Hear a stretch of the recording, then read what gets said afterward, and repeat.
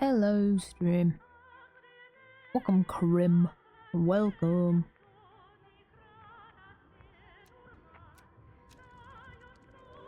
Hey, there's something strange over there. Come on, let's take a look. So who was it in the chat? Oh, this way. Hazel. If Hazel joins, I'm gonna be mad.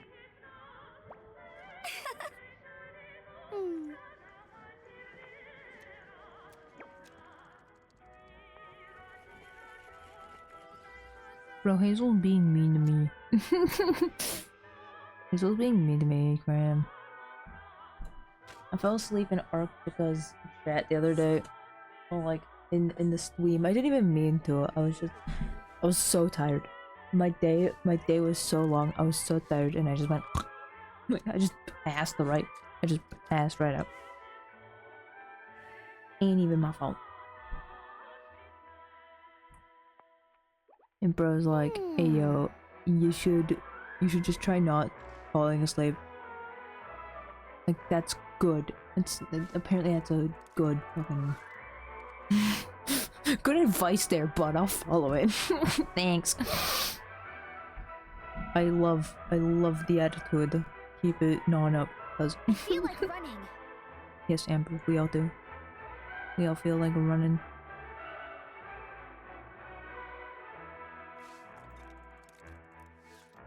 Yeah. I didn't even mean to pass out, it did. Honk.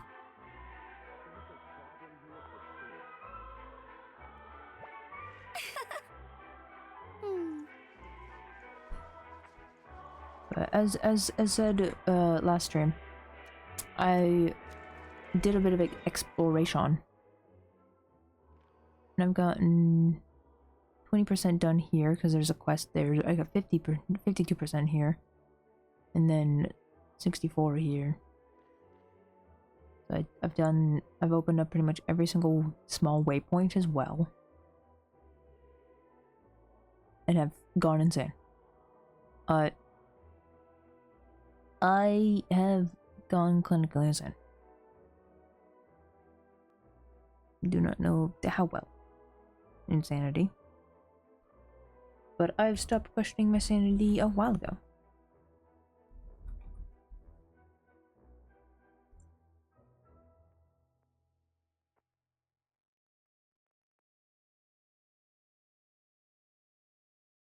Do again.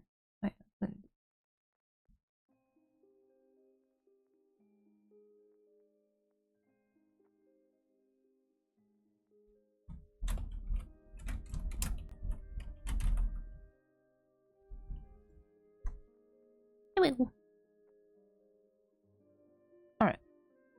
So, I should probably claim my rewards. I actually have a really good announcement to say. So, this little thing next to me, I got from the limited time collab that's happening between Genshin and Crunchyroll. So, hell yeah to that. I also have a really dear friend of mine from Russia, who, with the limited rare event that's happening right now in Russia with their McDonald's, got me this cute banner! Oh my god! I'm dying. This banner is so adorable. I love it. I'm dying over it. Like, look at how cute it is. It works so well with my little Amber. It looks so well. It just works. Oh my god. I am so happy. I am so thankful to my friend. Hi, Cream.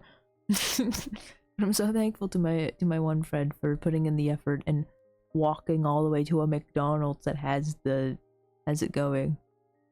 And going, hey, can I get this meal? Can I get this meal to go? I'm so thankful for it. Like, how am I my fat ass Canadian ass gonna get all the way to Russia without using the backwater routes of the Genshin apps to find Russian fans going, hey guys, y'all want these? No, I just have my own supplier. I just got my own limited edition crack supplier. So it turned out well. It turned out great. We were planning on going for the wings because there's limited edition wings, but we got the cute banner instead, and I'm still so happy over the banner. Plus, I already have these delicacy ones, which I believe are from KFC, like a few years ago. So I got one limited. Well, not really. I also got the PlayStation ones and the Xbox ones.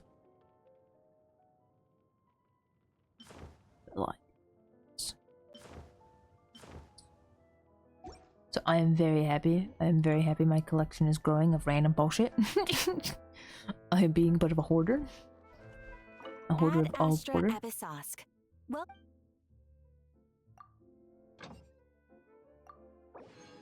hello.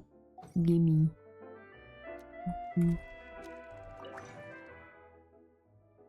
Thank you. Bunch. I did the story quest. Well, not story quest, but I did the quest for Risley.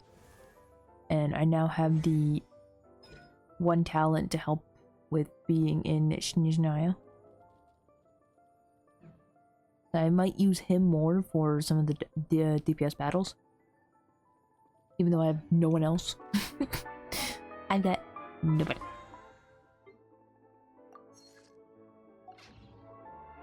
I've tried to stay away from spoilers as much as possible. Even though I have seen a few spoilers from Snezhnaya already. I'm fine with spoilers. I love spoilers. But like, since I'm live streaming it, I didn't want to spoil myself before streaming. Because y'all need my actual reaction to everything.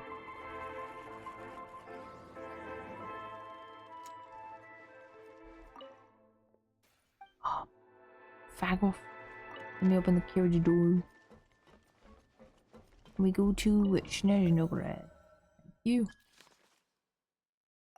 Let's take the train way. Come on, chat. We're train conductors. We're in a train. Look at this. We're moving. We be train.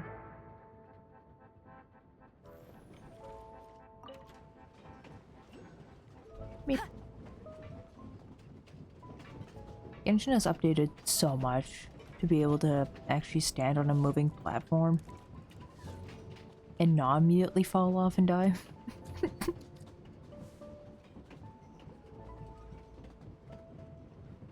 Look, I know I'm gonna always sound fucking old, but back in the day, when Genshin first started, back in my day, anytime something was moving, your ass was immediately flung to Timbuktu.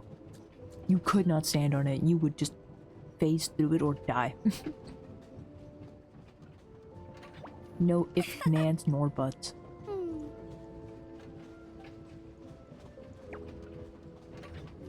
But now, it's so smooth. And you can actively jump off of the train and then actively jump onto the train. I've seen videos of people getting hit by the train.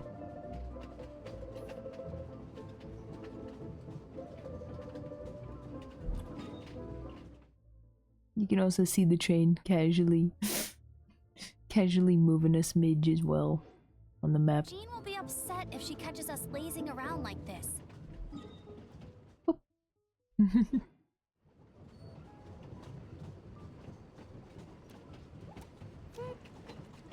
Ooh, actually one of the things I think I have to do on the train is up here in the firearms menu. I was working on this.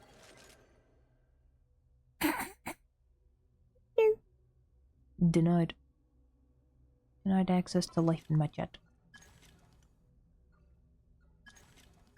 That's good. Rail. Bro, hearing Aether say throwing a frag is going to always be a bit of a funky subject for me. Just imagine playing a nice shooter and then immediately hearing someone go, throwing a fag. Like, oh, throwing a fag. Oh my god. You just immediately think gay. You just immediately think gay.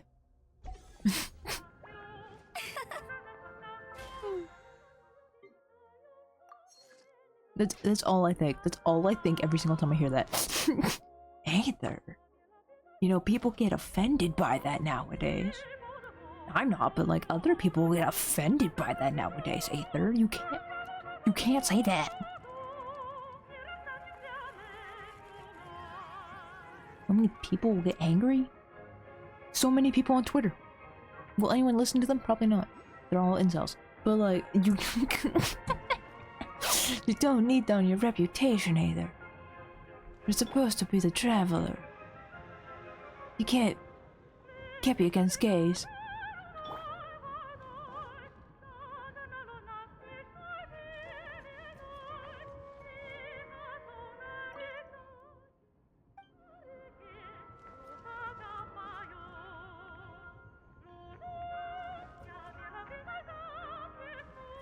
Ad Astra Episosk. Applesauce. Thank you for completing today's. Thank you. Add extra applesauce. Yeet. Good train. As I fucking shoot it in the face. But before that, I got primo gems. Let's go gambling. Let's go gambling, chat. Oh, dang it.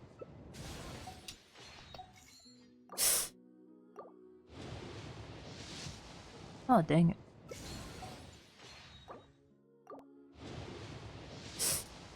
Oh, dang it.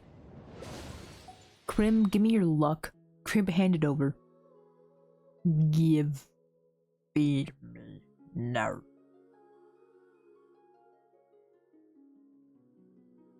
I'm gonna expect that you did give it, so. Go gambling. Oh, why would you steal the luck? No, Crim, why would you steal the luck? Crim! Crim! Crim, no! Crim! You're supposed to do / give luck. You stole it, Crim, no! I got a 3-star thanks to you. Alright, let's go gambling. No, no. No, you still give me 3 stars. Thanks, Crim. Thanks, Crim. Thanks. Thanks, I care about you so much, Crim. Crim, I care about you so much. Alright, I guess I have more. Let's go gambling. Crim, give it back. Crim, give it back. Crim, give it back. Crim, give it back! Crim! Crim! I got a fucking sword! You know how shitty a 4-star sword is? Crim! Give it back. Oh my god. Please be Odette. Please be Odette. Thank you. Support. Thanks, Crim. You are not a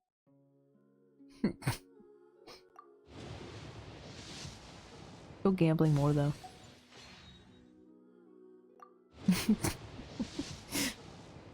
Bro, imagine stealing my luck. How dare. How dare. Oh, okay. Please? I guess. Thanks. Okay. Okay. Okay, Crib. No, Crib, I understand why you stole the luck now. Thanks. No, thank you for like, I don't know, rubbing it together with your hands and immediately, like, silently throwing it back at my face. Thanks, Grim. Thanks. Let's go gambling.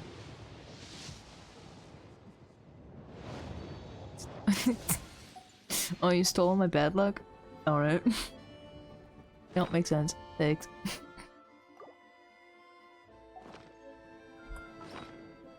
Actually, I should... Can I announce? Okay, enhance. Please, enhance. Enhance even more. Oh, fucking... I'm broke. Shadow broke.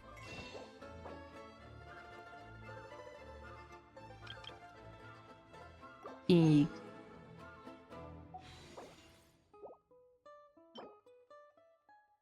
Well, I can't even do this one. Didn't have to wait until Tuesday. Oh. Okay, Odette's not even built. I'll put Odette on my Rise List team. And then I'll wait until my wife comes. I need my wife.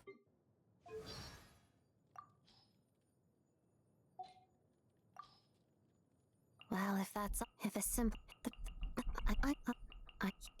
right. Happy birthday. Shut. I care not. I just don't like having little dots. Yes, Odette. I will build you. I don't build anybody, but I will build you. Just cause you will help my husband.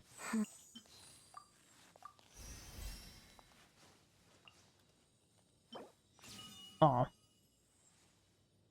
Lem. I can only get you to level 40.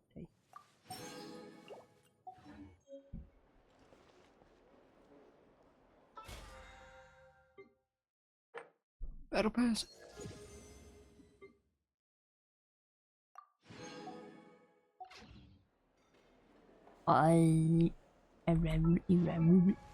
What?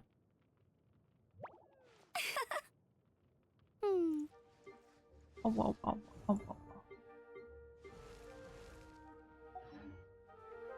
I'm Confucius. Why is this Arkansas and this not America? Explain. America, explain right now. Right now. Why am I confused?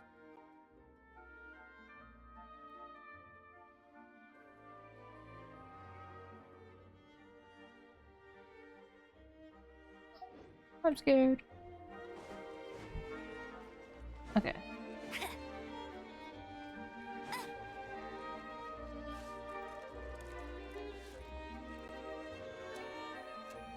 Chat, I'm confused. Chat, what am I doing? No more. My brain broke. Working on Odette and then I died. Who ate my head? Who ate my brain? Give it back. My smarts. Give it back. Oh, Krim, you'd love this. Oh, I can't even do it with her. Well, fuck you too. She says the stupid numbers. She says the 6, and then the stupid ugly other one. My wife! Oh my god, wife. Wife. Miss Vodyanitsa, prima donna of the Korolievsky troupe. What a surprise meeting you here. Will you be sitting in on a session of the Vetcha? Yes. Sorry, I'm not taking interviews today. Oh good, you're here. The session's about to begin. Let's get inside. Please wait, Miss Vodyanitsa. Could you introduce me to your new friend? Yes, introduce me. I am the what did pick the Lord of the Seven Calamities? Hi, I'm the Lord of the Seven Calamities. What's happening? How we doing? How's my fellow gays doing? Shortly after you take your seat, the meeting of the Snezhnograd Beck official begins discussion on whether to extend Project Struja. We'll save until the end. As the roaster Pulcinella shares various energy-related statistics, the dull and lifeless room suddenly becomes very animated. Oh no. Oh no, what's happened? Oh shit. Oh god. Oh no, why am I sitting on this? In summary, the energy management commitments made for the outgoing period have been delivered upon. Wait, here we go. And consumption of Kresnik Crystal show clear signs of stabilizing. In summary, the Energy Management Committee has made an ongoing period of been delivered upon. Furthermore, both product and consumption.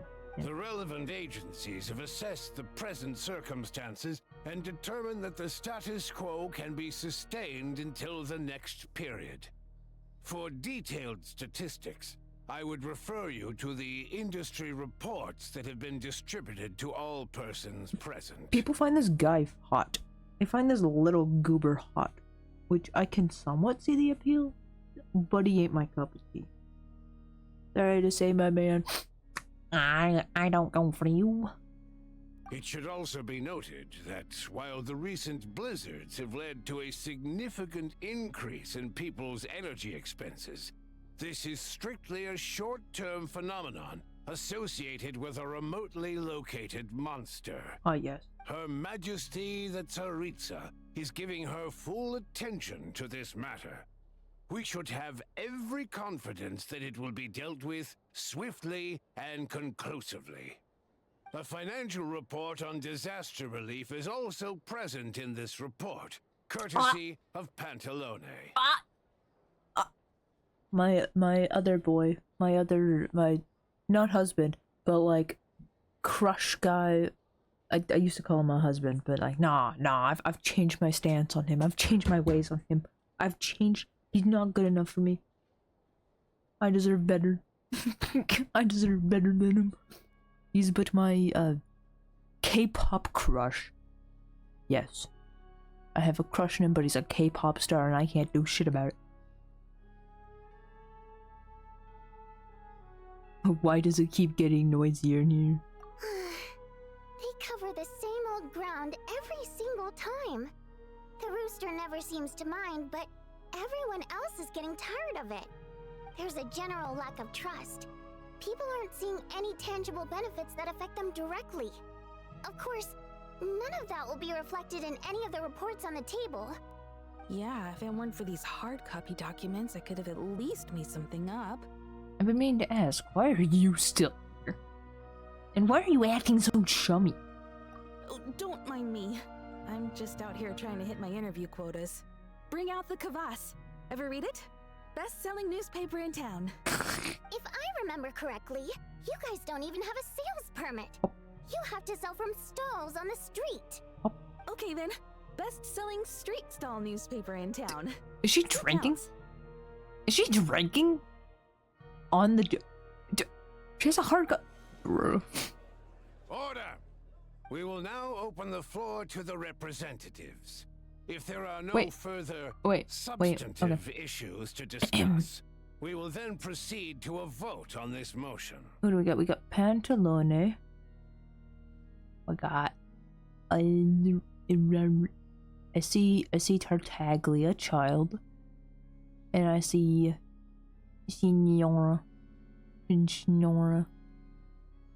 then I'm in the back. Look at me, I'm so cool. I'm in the back of the class. And guys, I'm not cool enough to sit at the front of the class. Snezhnaya has a long tradition of treating members of the Fatui armed forces and their dependents favorably. But recent surveys shows that Fatui families in remote areas have access to 15% less crystal than the average civilian family in Snezhnograd. It's been said many times before, but it bears repeating now. There needs to be a clear and consistent rationale behind how crystal is allocated, or we will soon face immense public backlash. Perhaps you wouldn't need to keep repeating yourself if you would hear me out for once. I say again, true consistency exists only in principle. In the real world, fairness is relative. You appear to treat resource allocation as a simple function of production and population. So what about when the equipment used in production breaks down? Have you factored that into your equation? And do you even know how long it's been since Snezhnaya last conducted a census? If I knew the answers to questions like that, I'm sure I'd be a very wealthy man. And I doubt I'd be going by child. I'd like to bring the focus back to the specific issue I raised. Or do you wish to deny that favorable treatment for Fatui dependents is our long-standing policy? It's easy to be a critic when there's no accountability. That seems to be a running theme in the anti-Project Stuja cohort. Defeat the ringleader and all other problems will magically resolve themselves. That's what they seem to think.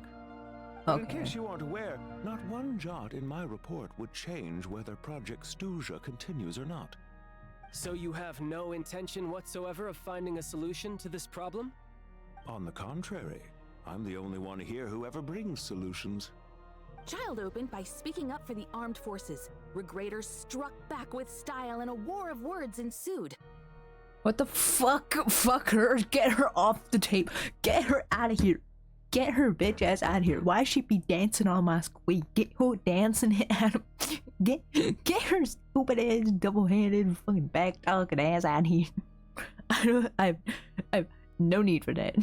I have no care for that. Get her out. Our reporter was live on the scene to get the audience's reaction as it all unfolded. Who do you Same. support? Same.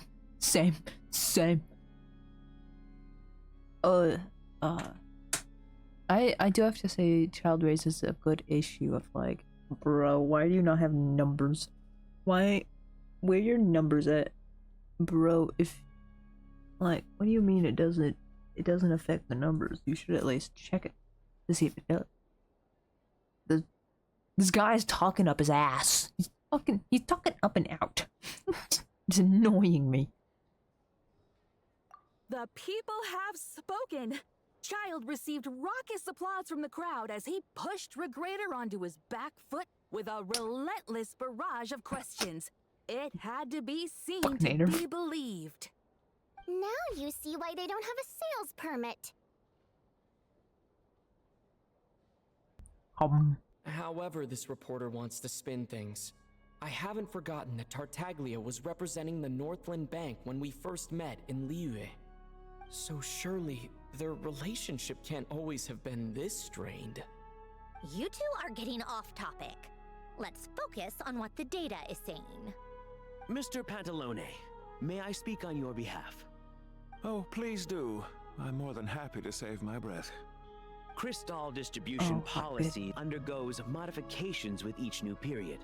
The ultimate goal being to find the most reasonable method of allocation, which I believe is what Mr. Tartaglia also seeks. But I fear many may have been misled on this topic by extremist activists. To clarify, Project Stuja is not the root cause of the problem. It is merely a framework for resource distribution. The most recent reports all point to Snezhnaya's resilience and adaptability during this period of fine-tuning, and give clear indications that a distribution framework is improving with each iteration. To make drastic adjustments without first considering the risks would likely do more harm than good. It would be a waste of the hard-won experience we've gained to date. Renowned scholar of finance, Arapov spoke up to clarify the fiscal logic, clearly alluding to social organizations like the Rokot in his words. What the fuck? With the notorious Lelex Stop still breaking the active fourth to wall! this day, should the Rokot be held responsible? No, there is someone else to blame. Fuck! What? No, please, no. Chat, you see this woman? Chat, why is she bringing out a fucking telescope? She bringing out a spyglass! What the fuck? What? This woman is getting on my nerves, but then also making me fucking question sanity. Stop it. Stop it. I'm starting to slowly like you, but I hate you at the same time. Stop it! Hate it here. Where did the Rokot from, and who is Lelek? She's just rephrasing what Mr. Pantalone said. The Rokot are the critics he accuses of taking no responsibility for their actions. Burp. As for Lilac, you won't have heard of him yet. He's currently the most famous member of the Rokot. Well, more like infamous. Ending Project Stuja has become an obsession for him. Unlike the more decent ones among us, he believes that votes in the Vetcha are all that matter. So whether it's threats, coercion, or bribery, he'll use whatever means necessary to get people to change their vote. Bro. There's more to the Rokot than I thought. And since we're already on the subject, what do you think of Lelek's methods? Are you for or against? I can sympathize with him. Hmm. Hmm. Hard to say. Yeah, there's more to the story. Well, whatever the story is, his actions benefit us all. We stand with Lelik. At least someone here wants to take this discussion seriously. I've been considering that issue myself. What you really need is more precise regional data, right? I think it would be easiest to let the Fatui handle it, since they're already in charge of Crystal shipments anyway. We may as well get them to collect some data while they're at it. Whatever you need, you can ask the Fatui to look into it for you. In terms of supervision, I think the Druzhna would be a good fit. I had hoped to discuss this with Miss Vesna, but sadly, she's not present. I will be happy to take a note of your suggestions and present them to Commander Vesna for a decision upon her return. The Commander has always taken a keen interest in Project Stuja. However, given the Druzhna's demanding workload, I'm afraid it may prove difficult for them to provide any practical support. Let us refrain from jumping to conclusions until a concrete and actionable plan is in place. My apologies, Lord Rooster. There are numerous issues to address here, including manpower, time sensitivity, and reporting lines. Nevertheless, I support drafting a proposal. Follow the usual procedure, and it can be raised as a new motion for all parties to evaluate at the appropriate time. In that case, I'd like to share one thought before the proposal is drafted. The issue of time sensitivity was raised just now, which I presume relates to the official reports. In fact, the Energy Commission already collects regular statistics on each urban center and its surrounding area. Would these be of any use? That's a good idea. I read every issue of Sviet Lolaidovka's report, and although my focus is mostly on the section about equipment operation, the energy consumption statistics also yield a lot of insights. Be that as it may, does no one see an issue with using local data to determine Crystal quotas? In the long term, it seems like a very risky solution. Not if they are used purely for reference. So long as we have the report from the Northland Bank's headquarters to corroborate it, no one will be able to fool me. Very well then. It appears that this arrangement is acceptable to all parties. Yeah, sounds good to me. The members reached a provisional consensus on the issue of improving treatment for Fatui soldiers.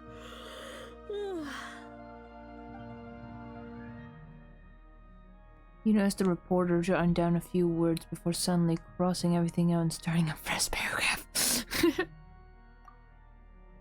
Today, the prima donna of the Korolievsky troupe attended a session of the Snezhnograd Vecha in the company of a dashing young man. The question on all our minds is, what is the true nature of their relationship? Write anything like that again, and I'm revoking your permission to interview the troupe. Got it? No, fuck that. Don't you question anything.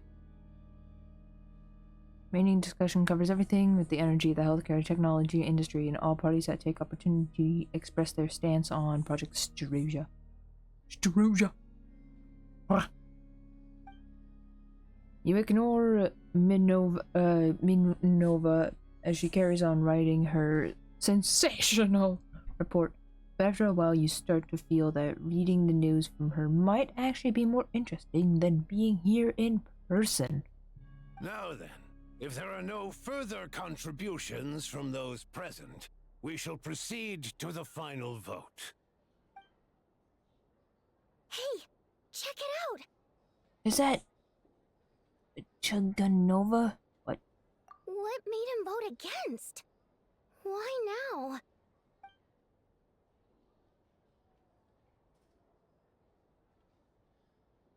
The votes have been tallied. Those in favor of continuing Project Stuja total 61%, securing a clear majority. That was too close. The margin has shrunk yet again. Chuganov was a huge loss. I'll bet Lelik is behind this. I wonder how Pulcinella will respond this time. Chuganov. I see. Lelik strikes again. Yes. Go, Lelik.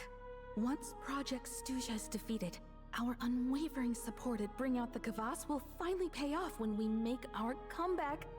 I can taste our victory already! In accordance with the result of this vote, Project Stuja will remain in effect until the next Vecha period. Finally, may I remind us all, we debate only for the greater glory and solidarity of our nation. May the aurora shine ever on, and the tundra always stand firm. The session is concluded. Run! Run and grab snacks! Run before they pull you into another bullshit meeting! Actually, is there anyone I can speak to? These two little shits. Hi, little shits. No? Yeah, can I speak to that little... Can I speak to that guy dude? Don't mind me. Aw, I can't climb. They knew what I was gonna do. Genshin knew what I was gonna do. They're assholes. They know everything I'm gonna do. Hate them for it. Stop stealing my data! Hello. So just to proceed with great caution, young friend. The harsh winter shows no mercy to the native. And you are... I ain't fucking pronouncing that shit! Second rank noble. An active privy councillor of the Snezhnograd Vecta. As you can see, I am no different from the mayor. Only an old man doing his duty in Her Majesty's name. For 500 years, generation after generation, the Gol family has served Snezhnaya. Our loyalty has always been to Snezhnaya, and to Snezhnaya alone. I trust you understand. About the project. You wish to know about the project? Very good. To create a miracle capable of shaking the very laws of this world, one must endure suffering beyond what ordinary people can bear. Fae and humans alike, in this long winter, are fuel for Her Majesty's flame. That is their place, and the only place they can have. Regrettably, some native commoners, and even certain nobles, will fail to understand the worth of such a noble sacrifice. There are always those who believe they can flee the blizzard or wait for it to pass, and then live out their days in peace and comfort. Laugh if you must, but even our own daughter, Dunya, my poor Dunyasha, she has turned away from her family duties and gone off to a foreigner town like Nasha town. There, she's trying to live like the common folk, running some particular little general store. I will not stop her. When she has spent what little pocket money she has, she will realize where she belongs and return to the family heart. Until Project Struja is complete, I shall simply indulge this little excursion of hers as a extended holiday in the countryside. I regret speaking to you. I regret talking to you. Bitch, I asked about the project, not about your granddaughter or your daughter, and you fucking hating her ass for leaving. Okay? I did not ask for your issues. I did not ask for you to trauma dump man. I did not ask for your family drama. This is not a family get-together. People are always more This is not a fucking family meal, okay? This is not McDonald's. I'm gonna eat them. Yes.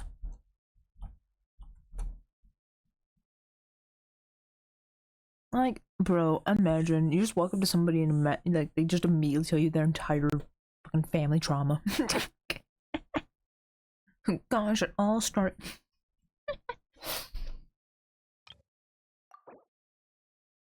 Oh yeah, so Odette. Oh my god, Odette.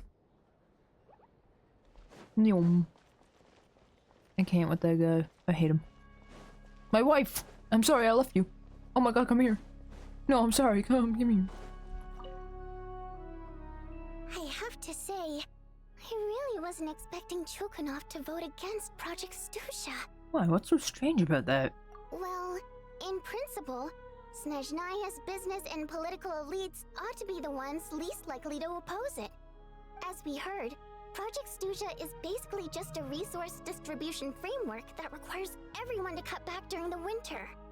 But even if the policy got cancelled, the Tsaritsa's energy needs wouldn't suddenly go down. The extra demand from the public would have to be filled from somewhere. So logically, the factories would have to take the hit. This explains a lot. I got a letter from Mr. Mitya just before today's session. He said he's confirmed that there are issues around overtime and excessive energy consumption at the Iskra manufacturing plant. In a situation like this, once the Rooster receives the report, he'll order the factory to halt production and submit to an investigation before issuing a penalty. But that's a week-long process, and thus didn't make it onto the Vetcha agenda this time. I don't think he suspects anything so far. Got it. So for him, it's a choice between reducing production and stopping entirely. Exactly.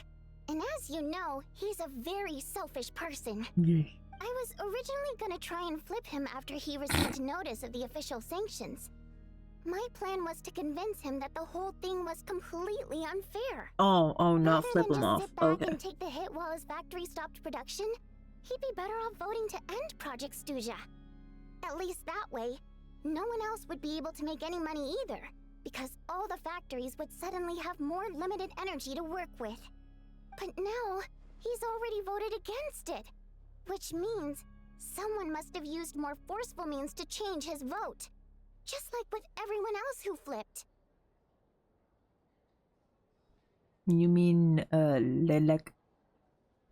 Yeah, no one knows why Lilac is so obsessed with ending Project Stuja, but by the looks of it, he's inching closer and closer to success.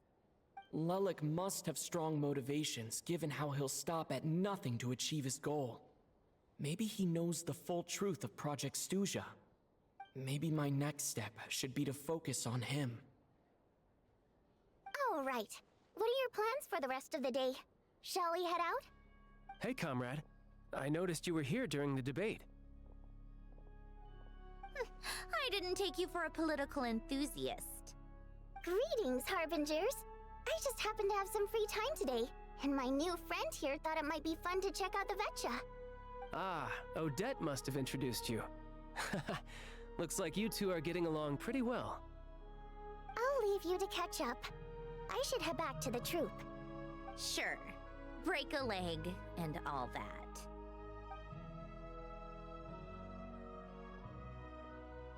Thought it might be fun to check out the Vetcha, did you? Yes. Things are never that simple with you, Traveler. There's no way you're here for kicks and giggles. Tell me I'm wrong. I learned an interesting tidbit today. Some guy called Lelek. Oh, yeah. To some, he's a captivating enigma. To others, he's the bane of their existence. Ayo. No one ever thought that some anonymous nobody from the Rokot could cause such a stir. I want to find out his true identity. Is it okay if I start digging around? Can I casually dig through your trash cans, please? And thank you. Can I be a raccoon? Huh? You want to look into Lelik? Then I'm sure his days of anonymity are numbered. What do you think, Sandrone? Fine by me, I guess. If the Traveler actually manages to expose Lelik, it'll be doing Pulcinella a favor. In return, it seems fair to let him in on what we've learned so far. My thoughts exactly. Sharing is caring after all. Head back to Glupov and grab the files on Lelik. It's easier to just pull the records than go through the rigmarole of getting the Traveler a visitor's permit. As you command, child, sir. In that case, since we're going to be waiting anyway, I'll have someone brew a pot of black tea. Gee! Hell yeah. Sign me the fuck up. Sign me up. Yes. One common thread among the many incidents Lelik has been involved in is that the victims are all too scared to share any real information about him. Clearly, he must have threatened them in some way. His modus operandi is to silently infiltrate the scene and leave a threatening letter behind. But neither the letters nor the crime scenes ever yield any clues to his identity.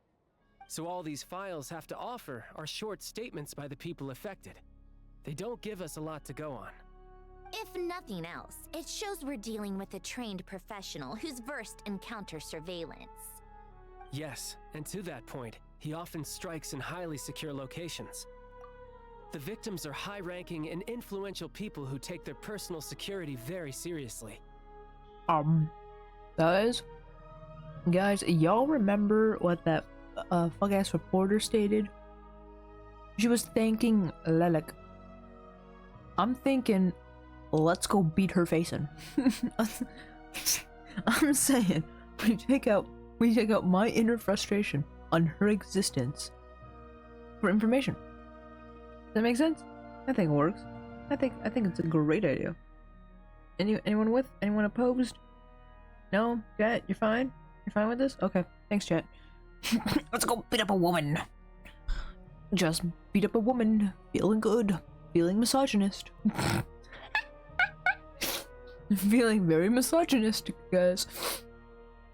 Somehow, Lelek slips right into their rooms without making a sound. There's never any eyewitnesses, nor the slightest trace of a break-in. If he can get in and out undetected, it means he can strike without warning. Not that that's ever happened so far, but the thought is enough to scare these people sleepless. It's hard to believe that a human being could pull this off flawlessly every time, so they switched the focus of the investigation to Faye. Unfortunately, no one's found anything yet. Are you saying even you couldn't pull it off? Careful. Don't underestimate me. Although truth be told, I'd probably find it hard not to blow my cover. Direct confrontation is more my style. We haven't ruled out the possibility of Lelek being human. Hey, girly. Let's do. It's just, there can only be a handful of people in all of Teyvat who'd fit the profile. Faye, on the other hand, plenty would have the ability, but few would have the motive. So someone as strong as Tartaglia and even more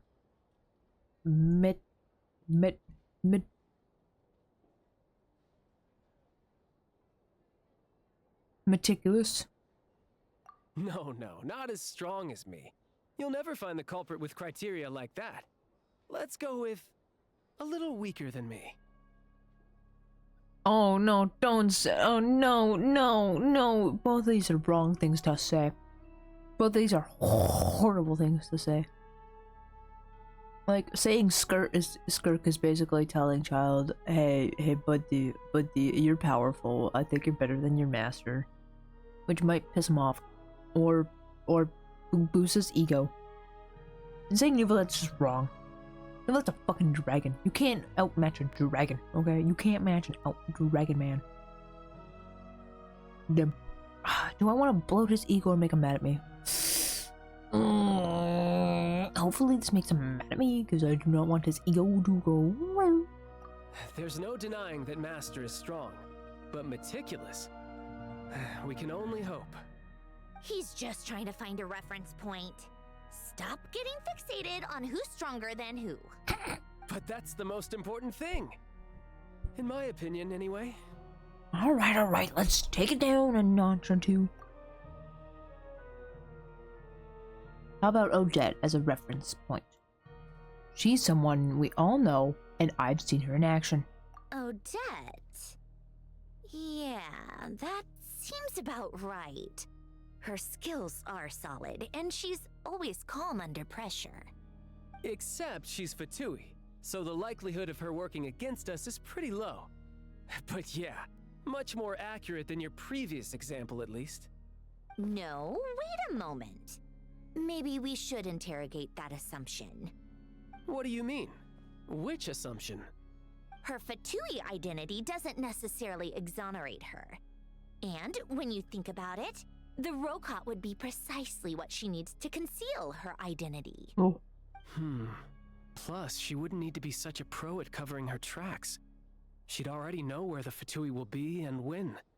So she could choose the perfect time to act. Ruh-roh. Yikes. I was just thinking out loud.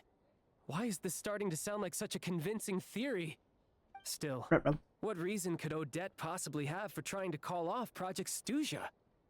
Arlecchino would be the best person to ask. She knows Odette best. Unfortunately, she isn't back yet. Arlecchino? Rosaline used to open up to her in private about her struggles with Odette. As I'm sure you can imagine, Arlecchino is quite a lot better with children than Rosaline was. She gave her some tips on how to handle the situation, and Rosaline managed to reach a settlement with Odette before leaving. So I suppose there were at least no lifelong regrets left behind. Beyond that, I don't know the details about that side of things. But I do know that Odette definitely has a motive to hold a grudge against Project Stuja.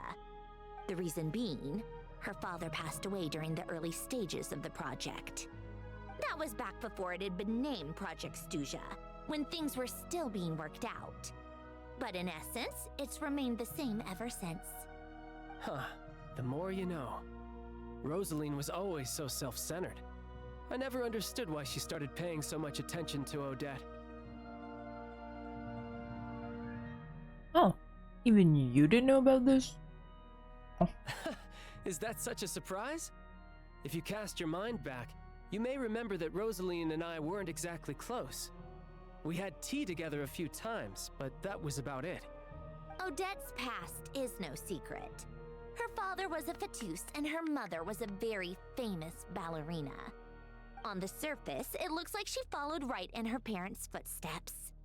But the truth is quite a different story. After her father passed away on a mission, her mother was overcome with grief. She broke her leg during a performance and could never dance again. Odette was only interested in ballet at the time, but this tragedy left the family with both breadwinners gone. They could barely make ends meet. Per Capitano's policy, family members of Fatui who died in the line of duty had to be appropriately accommodated and provided with adequate assistance. So, regardless of how Rosaline may have felt about it, it fell to her to resolve the issue of Odette's family's livelihood. In the end, the solution they agreed upon was to have Odette join the Fatui. Right, because the alternative would have been a one-off compensation payment, I guess. In that sense, joining up was definitely the better option.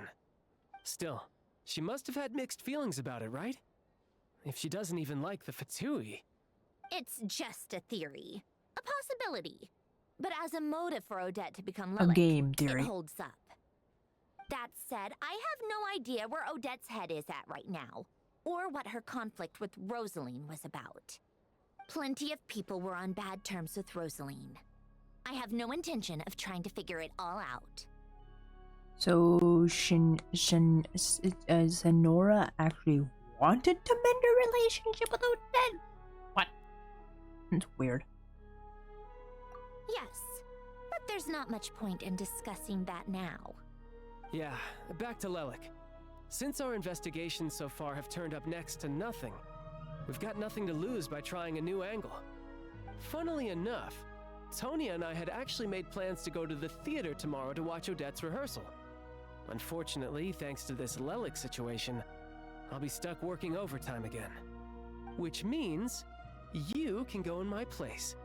No point wasting the ticket, plus, you'll get to meet Tonya. Oh, what's the rehearsal for? Spirit Seeker.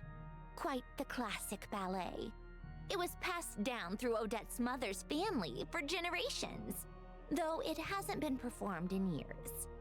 But Odette's been practicing it diligently, and it's finally ready for a return to the stage. Excitement is through the roof. Tickets for the official performance sold out long ago. Tonya's excited for it too. She's desperate to see it no matter what. Personally, it's not really my kind of thing, but since she's my little sister, I had to figure something out. I've actually seen it several times before. The story's pretty straightforward. The lead character follows a trail of clues left behind by a spirit, gradually recovering her memories along the way. It's a tale of love and regret. So not exactly reinventing the wheel, at least by today's standards. Cinderella, you're fucking immortal. You don't get to pull I've seen him multiple times card out of your ass. That's like saying, that's like, I don't know. It's like being versed in a subject and someone being like, oh, I've never been to a theater. And you going, oh, I've been to a theater multiple times as a fucking film star. My God, go away. But when that classic melody kicks in and the lead character begins to dance, it always gets me. It really is beautiful. Not an easy dance to do justice to, though. I know it's always been Odette's dream to perform this piece, but I'm not sure she's really ready. In that case, I think that even if she is Lelik, we should wait until her performance is over before we respond. I'll let you take it from here, comrade.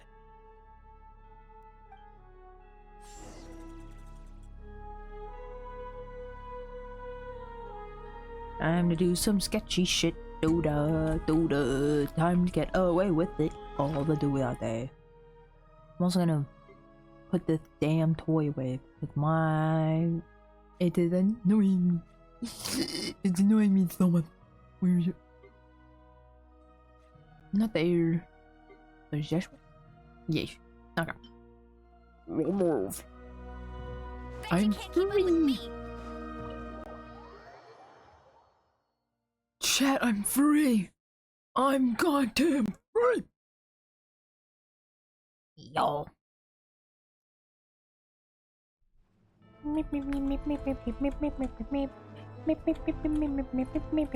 Ooh. Hot? I would have to say an 8 out of 10. Definitely an 8 out of 10. I mean, chat. Chat, I mean nothing. Chat, I've done nothing. You have nothing to prove. Okay, where am I going? Okay. Back to the place. We. Bet you can't keep up with me.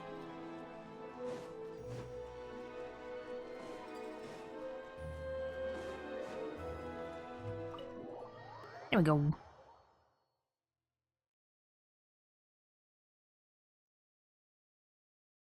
Right there.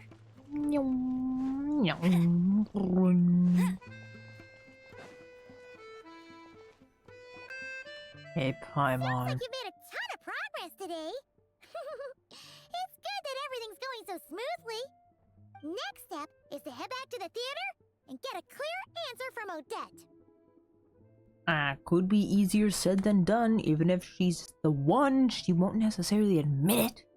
Either way, Paimon doesn't get the sense that she's a bad person.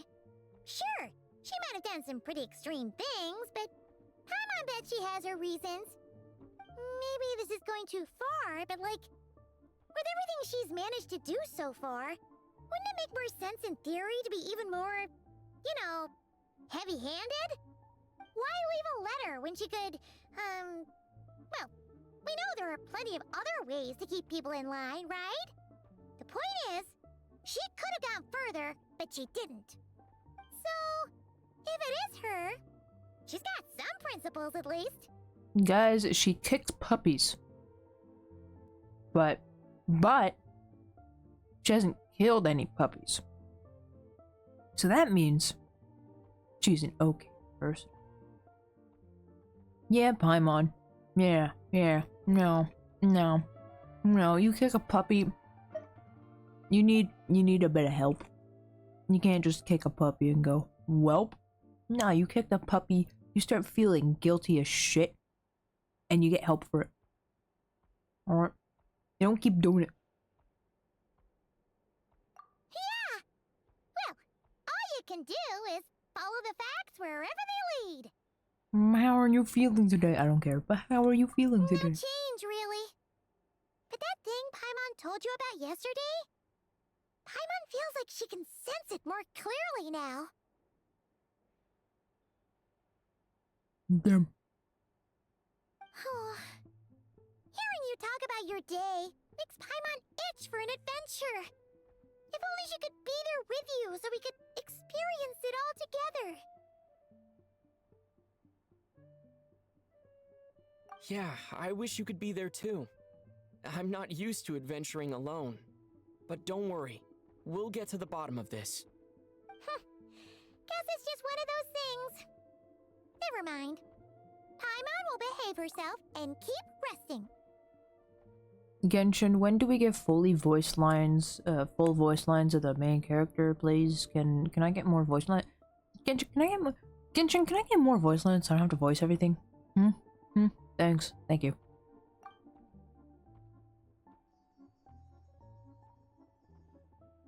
If Odette is Lelik, she may well have inside information on Project Stuja. Her father was involved with the project's early implementation and tragically died in the process.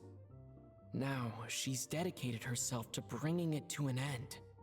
It's hard to imagine she could have gotten this far without knowing anything at all about the Tsaritsa's true intentions. When she spoke to us as a member of the Fatui, how much did she let on? And how much was she hiding? Only time will tell. Maybe tomorrow, everything will be answered. Hey look! It's snowing! Could be a tough day ahead. Make sure you wrap up warm tomorrow.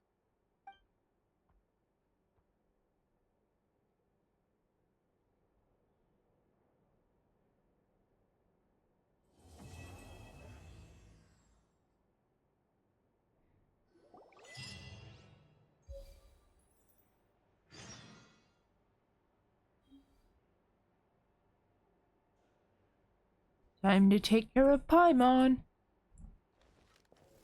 Look, I'm taking care of her. She's now gone. Taken care of. Jimmy, will you take out the dog? Arf! For a walk, Jimmy. ASDF movie be like, I'll race you there if there's anything you need. hello, I want your food. Thank you.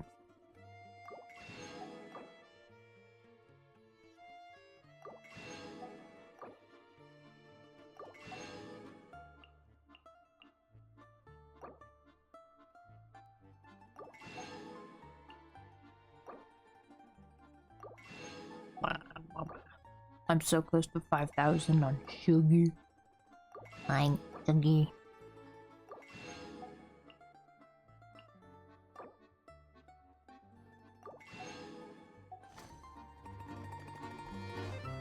Rip.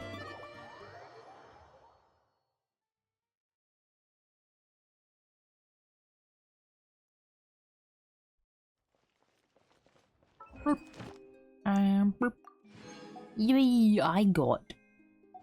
What's the with? Let's go gamble. Yeah.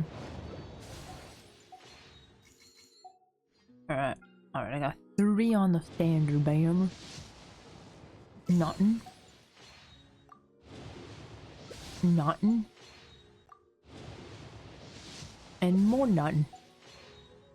Guys, I love the standard banner. Bet you can't keep up with me.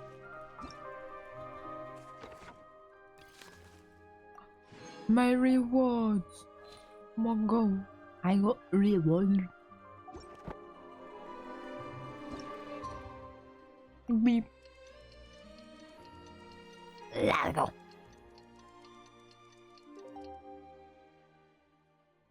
Wait a moment. Oh, okay. Okay. I just wanted to make sure something. I thought I broke something. Oh. What? You mean I have to do other shit first? What do you mean? No. No. Oh, this is what I get for walking. This is what I get for living. Yeah. Alright, what do I got out of those? What do I got out of those? I hear rumors of the eerie music sometimes echoing. Alright,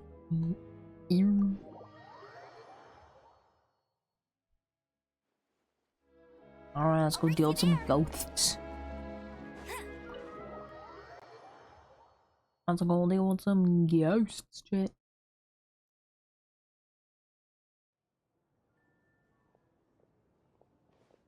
Ah, it's dark.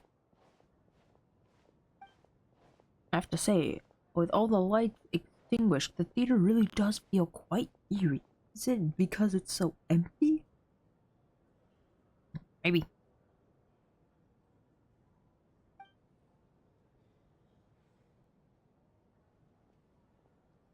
Boo! Boo! Aw. No jump scare.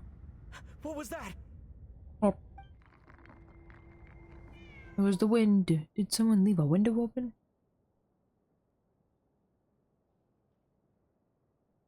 Yes. Huh?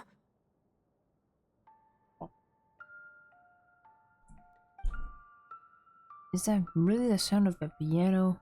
Why does it sound so unsettling?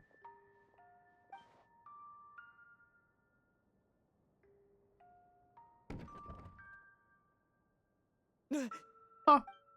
Oh. Who's there? Oh. A voice, where is it coming from?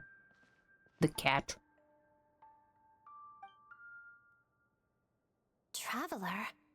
Oh, hey, Odette. What the fuck are you doing here tonight? Odette? Yes? What were you expecting? A ghost? You heard of the rumors? I have. The eerie music and the dancing ghost. Here. This is the true form of said ghost. What is that? An ornament? A decoration? It's a music box. It was a birthday gift from my mother when I was little. Oh. It used to play beautiful melodies, but its internal mechanisms have deteriorated over time. And now... Oh.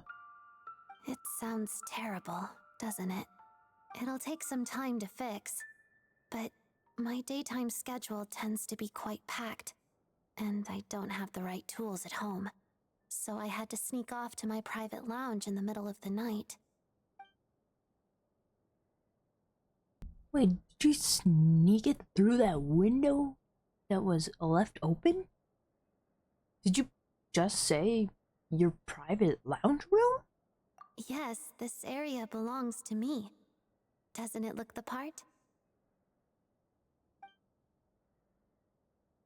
It's emptier than I imagined. It seems she really does put all her energy into dancing. Sorry, I shouldn't have barged in. It's fine. To be quite honest, neither of us should be here at this time. But I must say, you're pretty brave. Most would have fled the moment they heard the music or saw a ghost. So you're a music box? What can I do to help? Always eager to help. That's what they say about you. I guess they were right. I appreciate the offer, but I want to fix it myself.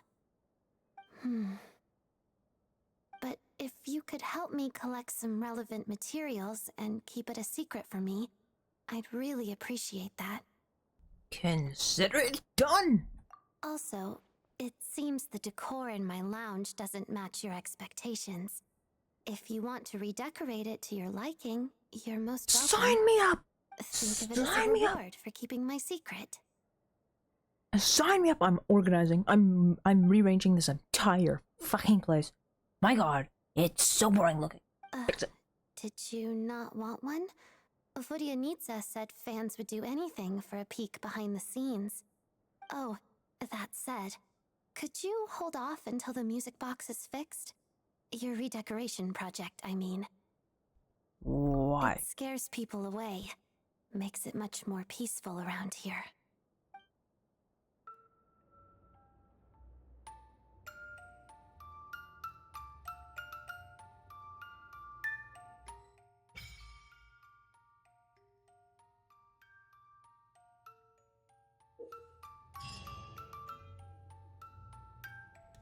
Ooh. Ooh. Is this where I use up my shit? Oh hell yeah. Oh hell yeah. Thank you. Thank you. I like my rewards. They are tasty. Crumpeth. Crumpeth. Hell yeah. Chat, we're earning up. We're going up in the world, chat. We're moving up. Look at us. We're cool.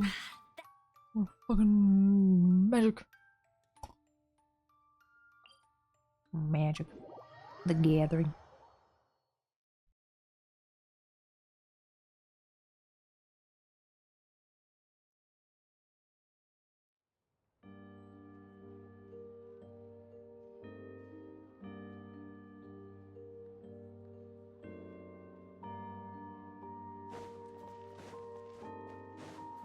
I'll race you there.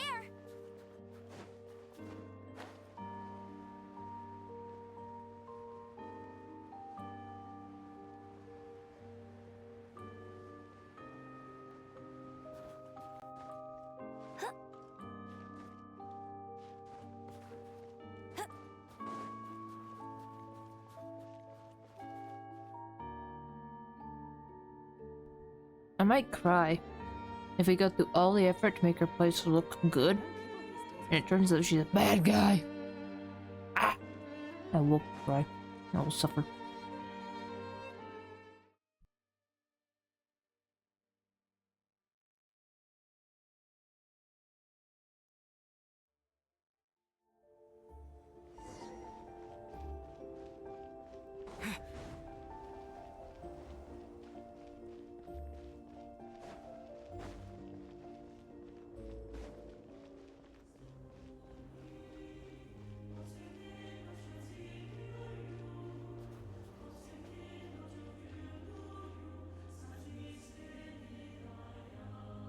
Thank you, Genshin.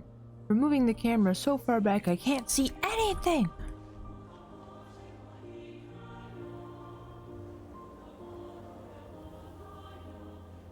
Ooh, it sure is cold today. I wonder how much heavier the snow's gonna get. Here to see Odette? I just need to see your tickets for the preview. Perfect. Thank you. I'll hold on to your tickets. Come on in. It's freezing outside.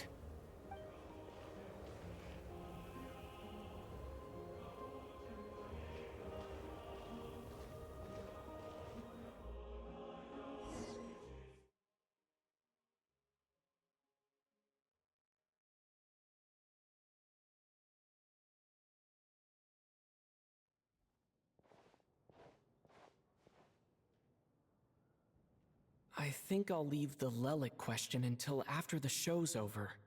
Then I'll go find Odette.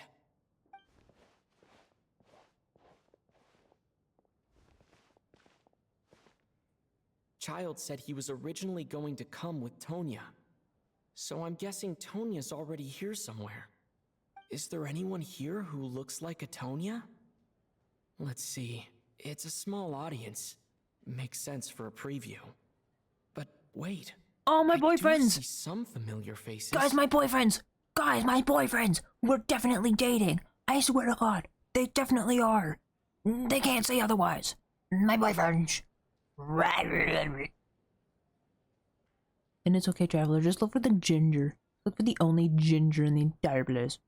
Mr. Chuganov's back again by the looks of it. Getting stared at. Oh, and is that Mitya? And that Fatui officer, Valeri. Guess he must be playing cat and mouse with Mitya again.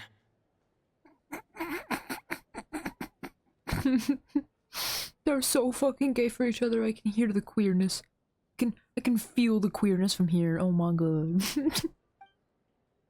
I can feel it. Oh no. It looks like the show's starting and I still haven't found Tonya. Rip. Never mind. I'll just have to take a seat for now and see if I can catch her afterwards.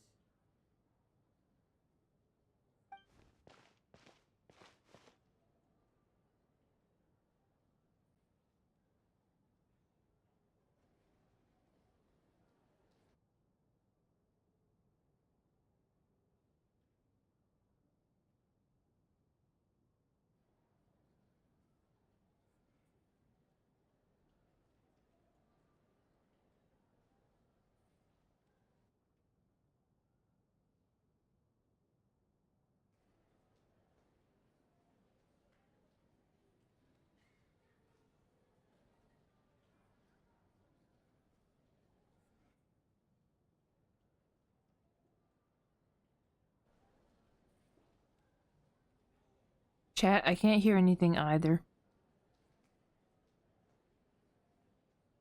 So.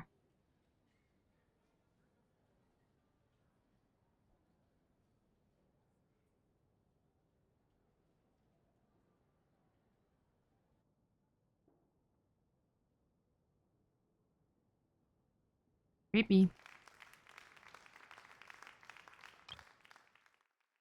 Like, I have the music on, and I have the dialogue, and yes, Vex. Well. Hello, members of the audience. I'm a staff member here at the theater. Today's performance was a very special one for us, as it marks the first attempt in a long time to revive the classic Snezhnayan ballet, Spirit Seeker. To commemorate this occasion, we would love to take a group photo of the cast, crew, and audience members present today. Could I kindly ask the audience to please come up onto the stage?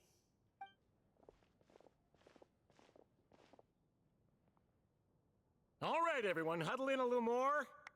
Now, look at the camera. 1, 2, 3.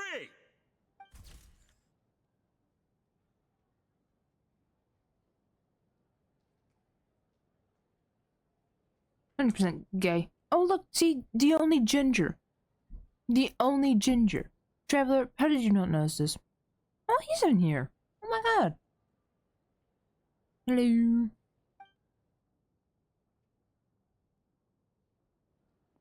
Are you quite satisfied, Mr. Energy Scientist? Yes. I rather hope you don't have any other escape plans to add to my workload today. What are you talking about, Sarge? This was simply my way of inviting you to watch Miss Odette's new show with me. And wasn't the performance spectacular? In the future, I heartily encourage you to take a leaf out of my book. Find some soul-nourishing pastimes to enrich your time outside of work. It was indeed a fine performance, but I must correct you on one point.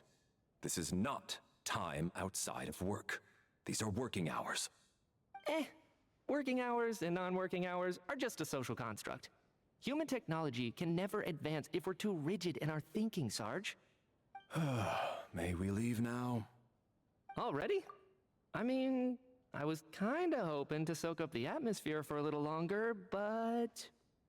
100% gay. Okay, guess I'm pushing my luck. Gay. Didn't seem like too much to ask, but fair enough. Gay. Gay. 10 trillion times. I will keep saying it until someone tells me to shut the fuck up. But so gay, I swear to God. So gay. Off we go then, Sarge. Back to the land of working hours. Lead the way. Hello. It has to be her. She's the only person in the audience around Tonia's age. And ginger. Excuse me. Are you Tonia? Huh? Your brother's busy today, so I took his ticket. Don't worry about him. He's fine. Oh, okay. Sorry for the trouble. What's wrong? Are you sick? No, I'm fine. It's nothing. Maybe she caught a cold on the way here because of the weather.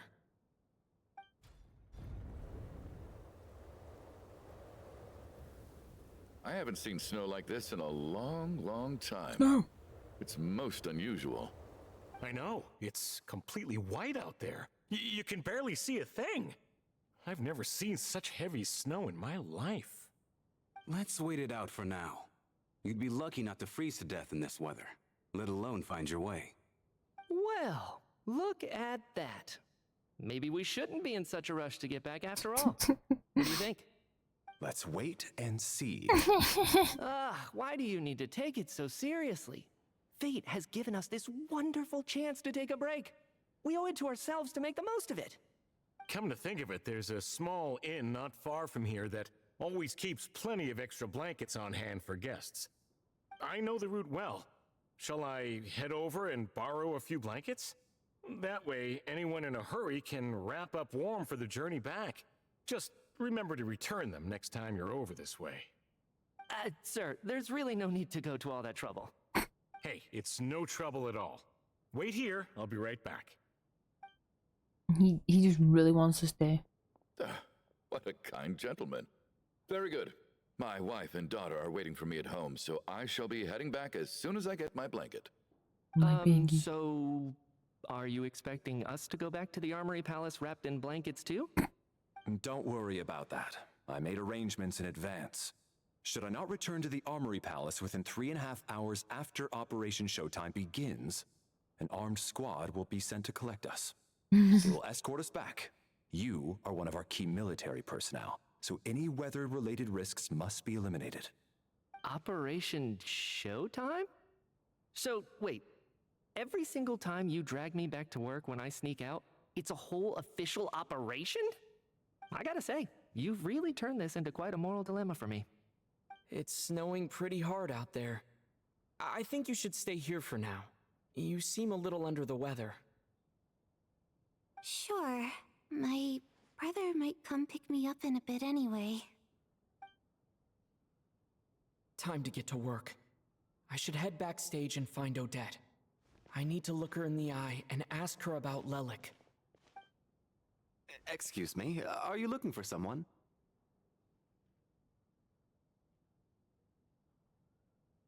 Am I looking for my wife? Am I looking for Odette? Or Alyosha? Probably Alyosha, because bro's closest to me. Because if I ask for my wife, he'll think that I'm trying to be a little Petunnian. And if I'm looking for Odette, I'm just a big major fan. So I am looking for my lost puppy. You're a friend of Alosha's. I think he's busy moving props backstage right now. Sorry, but that area is currently off limits to everyone except the cast and crew. Bad timing, I guess. Well, I might as well stick around. I doubt Odette will be leaving before the snow lets up in any case. An hour goes by, but the snowstorm is still a bitch. What happened to the gentleman who went to fetch the blankets? How has he still not returned? I was thinking the same thing. It's still snowing very hard. Do you think something might have happened to him? Whatever the reason for his delay, I must say I hate nothing more than people who make empty promises and fail to deliver. Bitch, he's fucking dead. Well, I have to treat my employees like that on occasion, but that's different. Oh, he's dead. You're just being mean to a dead guy. Good job. You seem anxious, Mr. Valeri. It's been nearly 4 hours since I left the armory. The army should have arrived to extract us by now. They know how much I despise tardiness and disrupted plans. There's simply no reason that they shouldn't have shown up by now, barring exceptional circumstances. Surely a snowstorm like this one counts as such. No. Few things in this world can stop the Snezhnayan army, Mr. Mitya. And a snowstorm is certainly not one of them. Why don't you go out and take a look? They might be right outside, waiting for your orders before they dare come in. An absurd hypothesis. I have no intention of leaving your side for even a moment until I have escorted you back to the Armory Palace. This doesn't look like an ordinary snowstorm to me. That guy who left earlier.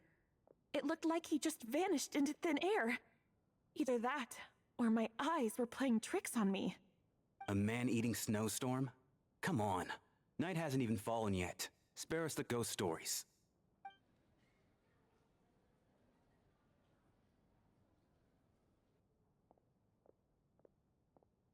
Traveler, didn't know you were coming today. How come you didn't say anything?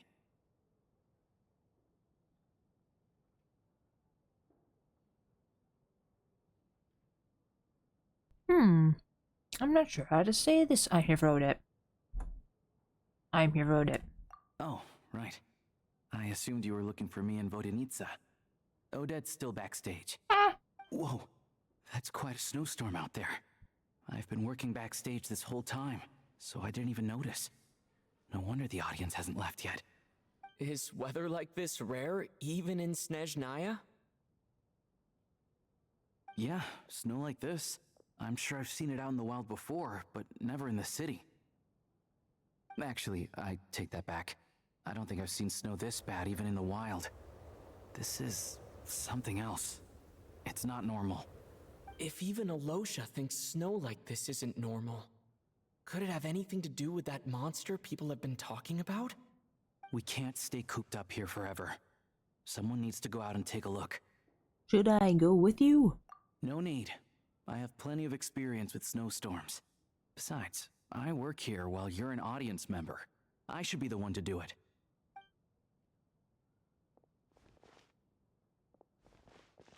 Everyone by the door. Careful not to let the snow soak into your shoes. In a snowstorm, you gotta look after your toes above all else. Heading out, my man? Be careful. I've been told the snowstorm eats people alive. Thanks for the advice. I am planning to be careful. I just want to take a quick look at the situation out there.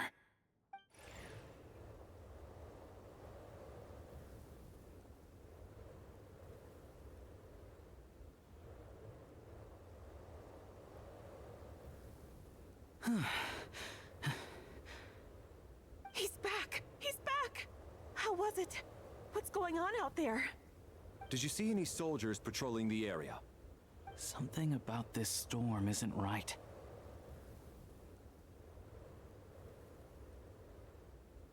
There's no one out there. I didn't see a single soul. And something in the air gives me the creeps. This isn't your average snowstorm. I suspect it might be related to recent events in our nation.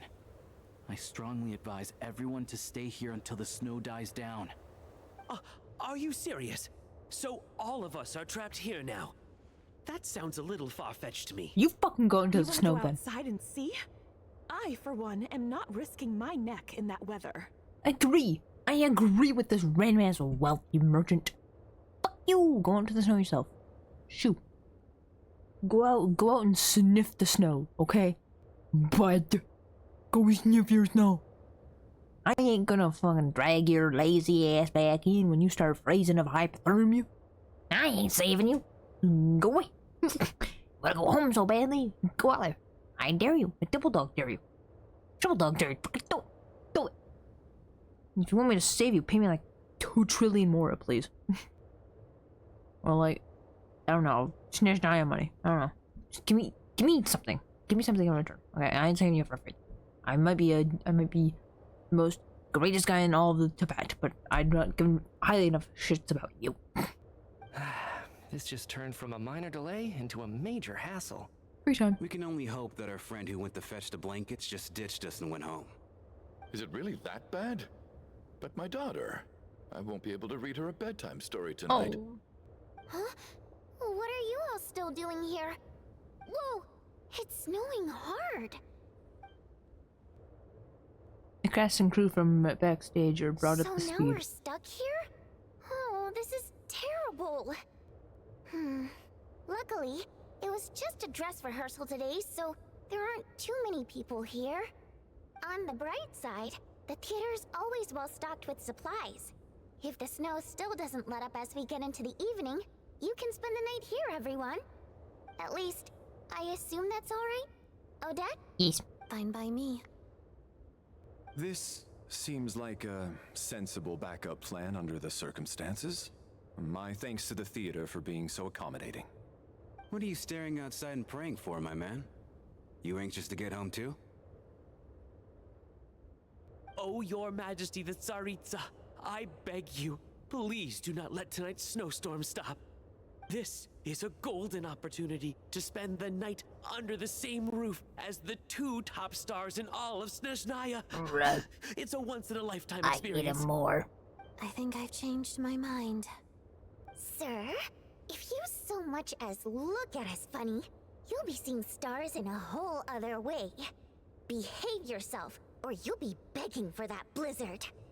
It's getting colder. We need to keep the indoor temperature up. Close the door and lock it tight. Let's head somewhere warmer.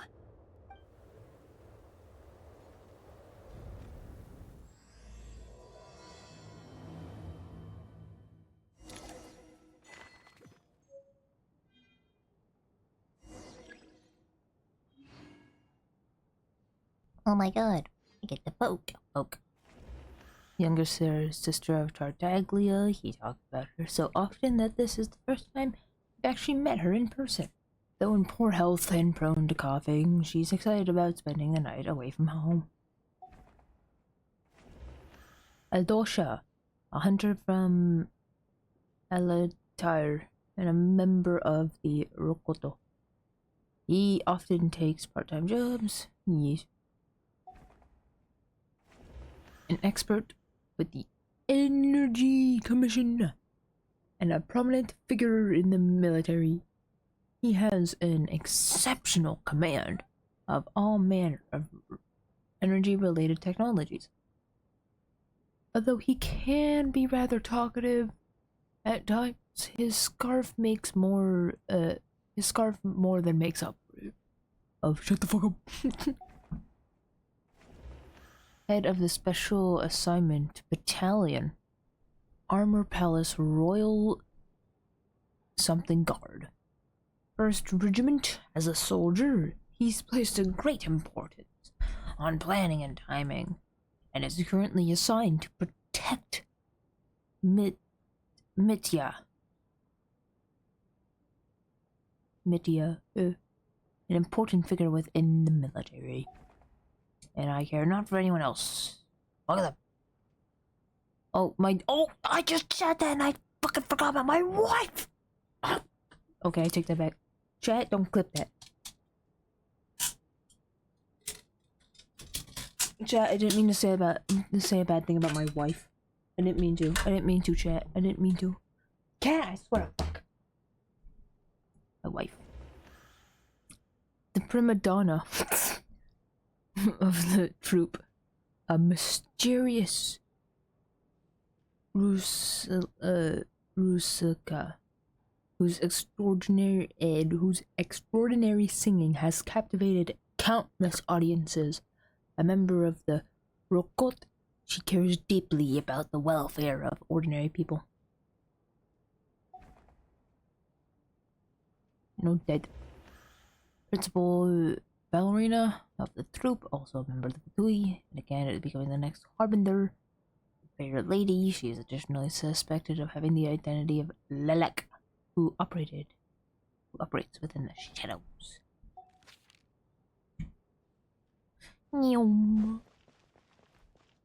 Alright, chat, I'm gonna be right back. I have to throw out some trash and feed my cat, who is right now screaming up my ear canal and wants of food. So I shall be right back, chat.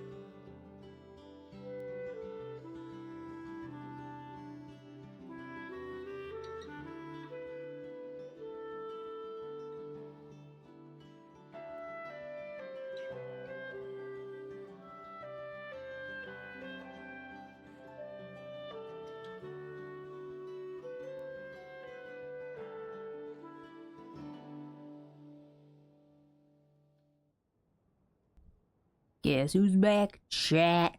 Me. Me, the evil being that you were here watching. Oh my god, I'm back. Oh my gosh. I have got water. I have fed my cat. And I ate a pickle. So I have a headache now. But, hey. I ate pickle. As I was like going and grabbing food and munching about, I was thinking, I haven't told chat what happened this morning. So, chat, I woke up 6 in the morning. Somewhere around there. I feel something crawling on my arm. I don't see it. Because I'm just like, I'm chilling in bed. I've got like a thing on my face so I don't see with my eyes. Feel it on my arm. I'm like, this is fine. There's just a weird thing on my arm. I'll just sleep. I'll just sleep. I'll just keep sleeping. I try to fall back asleep. I feel that fucker move! I feel it move! I'm like, hell nah. I grab that shit with my hand. and chuck it. I don't know where I threw it. Somewhere off my bed. But I woke up, like, after falling back asleep. Like, cause I did get up out of bed. Like, I did sit around in my bed for a bit. Try to process what the fork happened. I got up. Looked around. Tried to find whatever I threw in my bedroom. I was looking. And I gave up.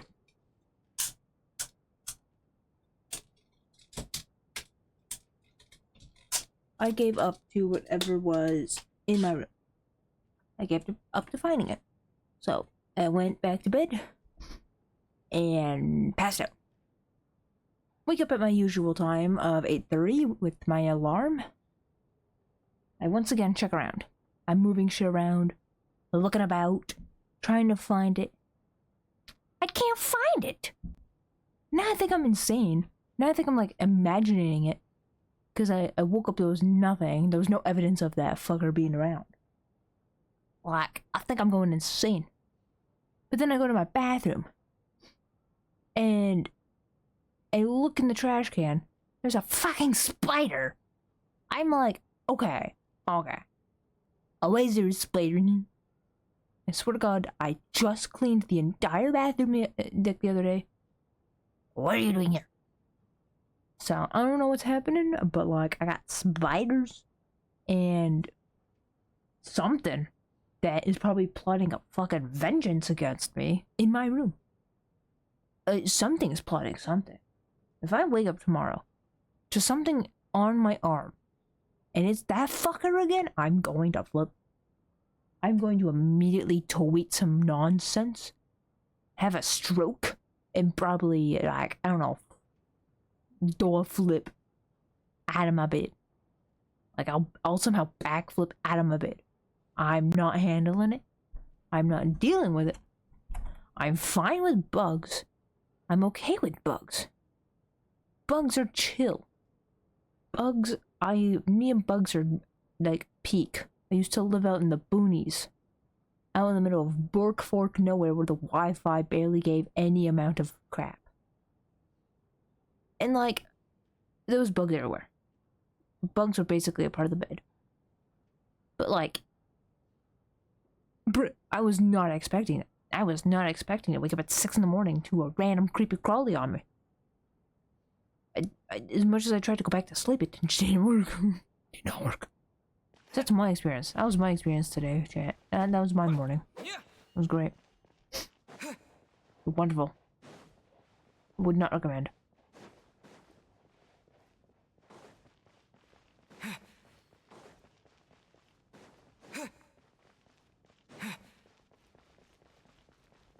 No.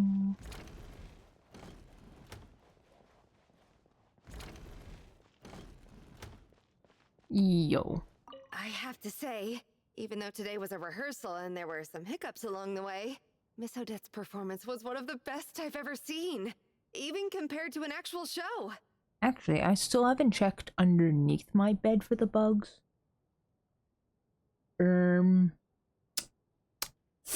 I'm gonna do that after stream. After stream, I'm just gonna go clomber underneath my bed and loot around like a rat. And if it lands on me then, I will cry. If something crawls on me then, I will absolutely cry. If chat doesn't hear from me, next time I live stream, which I'll try to do it... When am I free?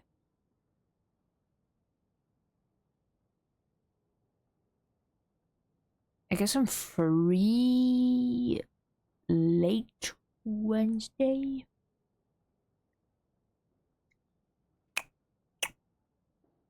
Yeah, I'll stream Wednesday. I'll stream late Wednesday, guys. Okay. If chat doesn't hear from me Wednesday, PST time, you know what happened. I think either a large cockroach or a fucking large ass spider that crossed the ocean from fucking Australia, came to Canada, climbed into my fucking house, and ate me. Okay? Oh, that is what happened. That will be on my tombstone. Chat can mourn me. If you don't mourn me, I'm burning down your house. Oh, as a ghost, I will come and haunt you.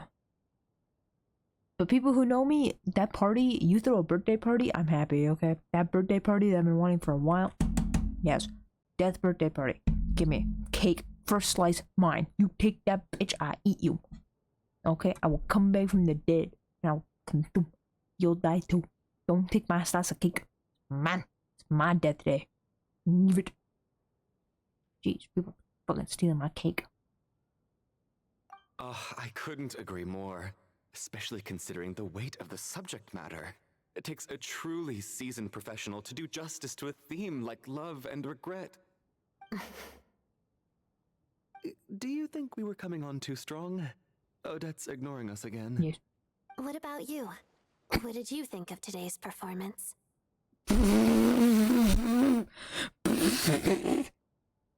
I actually wasn't paying attention at all. I think you could have been more expressive. You could have been a bit more. I'm a Oh fan. my, that's very flattering of you. Thank you. I'll make sure to save a ticket for you when the show's performance ready. This doesn't seem like the time or place to bring up the subject of Lelik. I need a chance to speak with her in private. Lol. So unfair. Talk about double standards. Shut the fuck up. And now it looks like I've been spotted.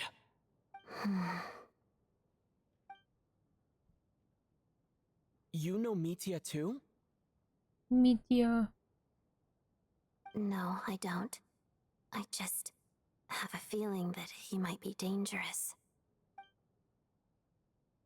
Oh, was it my boyfriend who's evil? Don't tell me. I like he's evil. Hi, my cuties. Hi, my boys. How's it going? How's life? Don't mind me. I just want a screenshot of you, but I'm trying to figure out what the button is again to hide the chat. I am trying so hard to figure out what button it is. Not that one. Not that one. Not that one.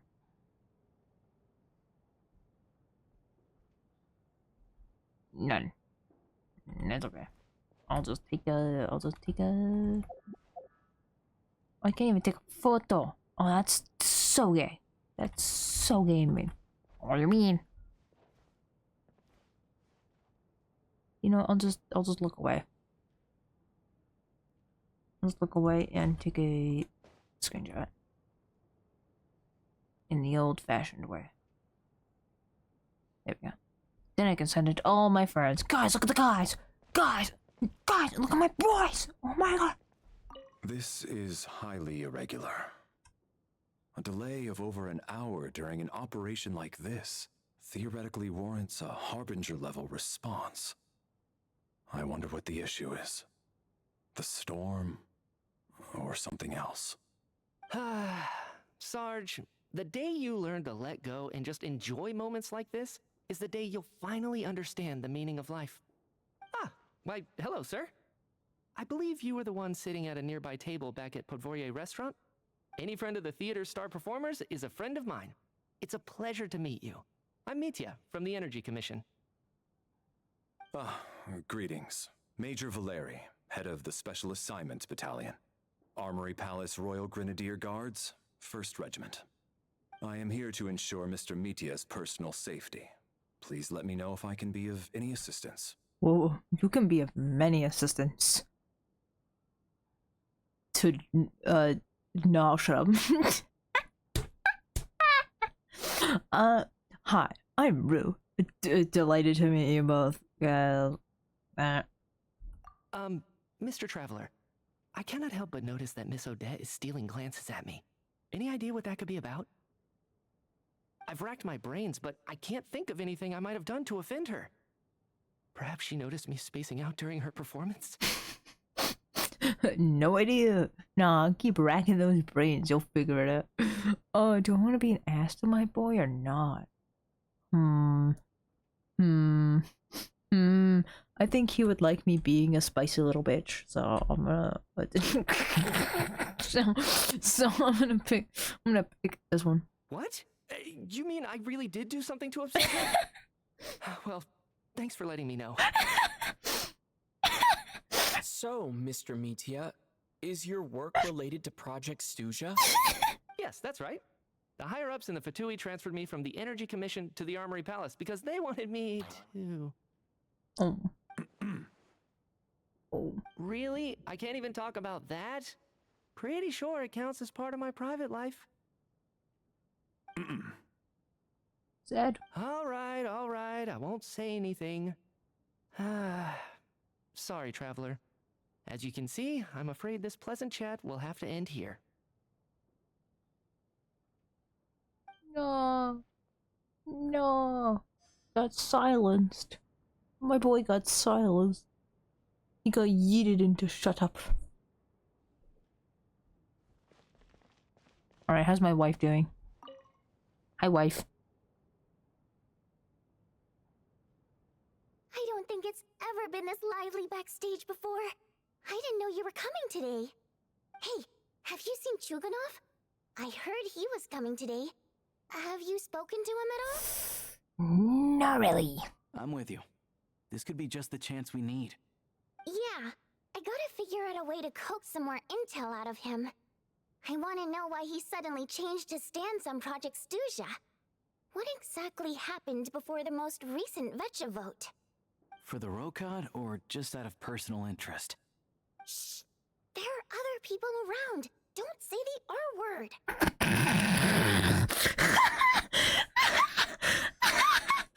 First we have Traveler saying frag, and then we got Vod being like, don't say the R word. Oh my god. Jeez, Genshin's going down the deep end. Jeez. And then there's the aristocrats. Easiest of all to deal with. You don't need to use any force whatsoever. All you have to do is show them the rope you plan to tie them up with. Do you know why? I don't. Do tell. Because nothing horrifies them more than the thought of a cheap, coarse rope leaving creases on their precious million Mora coat. They'll do whatever you ask to avoid that fate. Unexpected, but funny nonetheless. Tell me another one. Well, look at that. I got myself a new listener. Hey there. Let me introduce myself. The name's Shram, and I'm a mercenary. The kind that gets paid to do odd jobs for rich folks. And I am Chuganov, an entrepreneur. If my name is unfamiliar to you, you will no doubt have heard of my factory, the renowned Iskra manufacturing plant. Hello, I'm Rue. Enjoy your conversation. Are you really that famous, Mr. Chuganov? How come I've never heard your name before?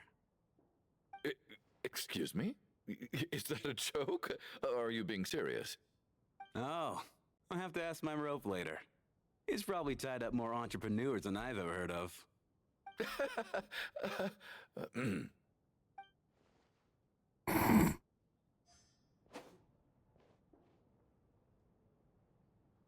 Alright. No. Oh, no, I'll talk to you last. My husband has major trust issues. To him, I doubt even this snowstorm is a good enough excuse for me to stay out all night. Oof. That's the price of marrying into wealth. You'll get used to it. I'm not about to stop you if you want to leave, but don't drag me along. Hello? Can I help you? Yeah, stop being a bitch. Yeah, stop being a twat. Oh my god. How are you feeling, Tonya? I'm fine. Sorry to worry you. I'm used to it by this point. I take medicine for it. My brother usually helps to get it ready for me. No. Child must take great care of his sister. He's never mentioned Tonya's illness, though. You know, I actually find this whole thing kind of exciting. Stuck in a strange place thanks to a snowstorm. Having to spend the night with a bunch of interesting characters. It's pretty cool, don't you think? You're right. It's certainly a novel experience, and I'm sure most kids share that wish. Exactly. It's like one of those stories where an ordinary school trip turns into a magical adventure. I've always wanted something like that to happen in real life. Oh. I'm fine, really. Just got a little overexcited. Look after yourself. Otherwise, your brother will come after me. Yeah, we don't need him coming after our heads. He's scary enough. How's it looking, Alosia? No change from this afternoon. Heavy snow with no sign of slowing down. May I have your attention, please? The storm is unlikely to stop tonight, and it'll be even more dangerous outside at night than it was during the day. We at the theater owe everyone here a duty of care. Therefore, we strongly suggest that you stay on site overnight and avoid going outside unless absolutely necessary. In a few short moments, we'll give you a tour of the theater's various quarters. You can choose to sleep in the VIP room, the office, or backstage. Or on the stage if you'd prefer. We won't mind. I'll pass on sleeping on the stage. What if the snow is stopped by tomorrow morning? The early birds in the audience might think we're part of some experimental new show. A drama about sleeping? That could be fun. Maybe we could come up with a title for the production. Sleeping Beauty, the slumbering heavenly principles. The slumbering heavenly principles. What? Gotta admit, I didn't get that one. What? Anyone who doesn't wish to sleep on the stage, please follow me. How do I'll they show not? you to the rooms. How do they not know about the 7 heavenly principles? That's rude. That's mean. I guess I'll call it a night. Though I feel like I won't sleep very well without Paimon here. I'm sure she'll be worried that I haven't made it back yet. Rip. But as long as she looks out the window, she'll probably realize what's holding me up. I wonder if she's feeling any better yet. At least she hasn't been getting any worse. Still, I should try and get back first thing tomorrow morning.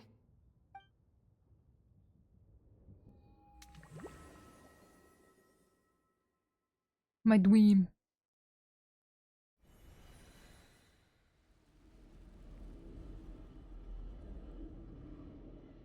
What? Chat, I don't like this. Chat, I don't like this. I don't like rules. Finally! Welcome back to the world of the living, lazy bones. I was about to wake you. The black mist is almost on us. What black mist? Where are we? Still waking up, huh? You know, the black mist. It's been chasing us from below ever since we were born. You're just dozy. There's no way you've forgotten. Come on, let's keep heading up. Onwards and upwards is the only way to survive. Don't listen to a word those black mist cultists say. Here we go again. The endless march towards survival. What's going on? That black mist down there is creeping me out. And it's rising. Guess I should head upwards and get away from it. No, I'm gonna jump into it. Bye, chat. Cultists believe that being swallowed by the black mist leads to everlasting peace. Bye, chat. But if you ask me, they're just lying to themselves. We're the only heretics left. The only ones who refuse to give in. We have to keep going. But how do you actually know that they're wrong? Dangerous question there, Torgov. The moment your faith wavers, you start a chain reaction that ends in the collapse of your will. Put the question out of your mind. Stay strong and believe that the black mist means certain death. Okay, but it's not my mind that's the problem. My body's about to give up on me. It's already starting to falter. Oh, and the black mist is kind of fast, chat. Chat, I don't know about you, but it looks a bit tasty. I wanna go jump in it, but they won't allow me. They won't let me. Genshin's being mean again. They're gatekeeping. They're gatekeeping.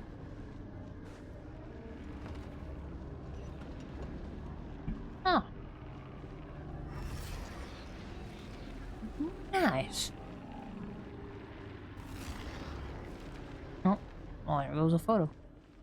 I didn't care.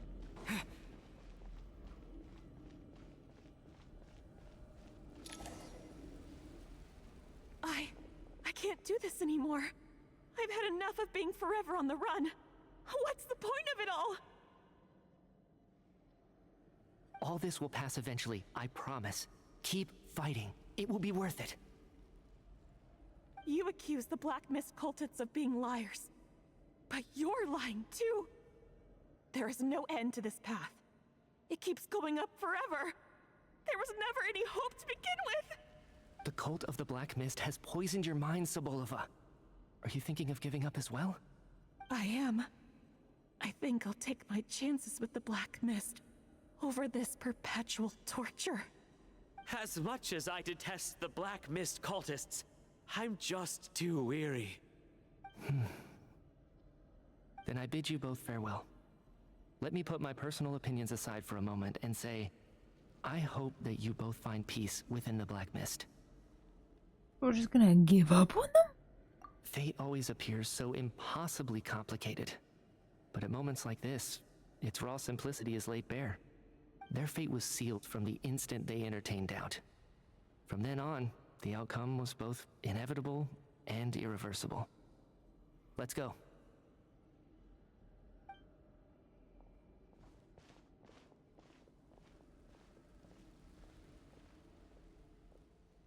Torgov and Sobolova are gone.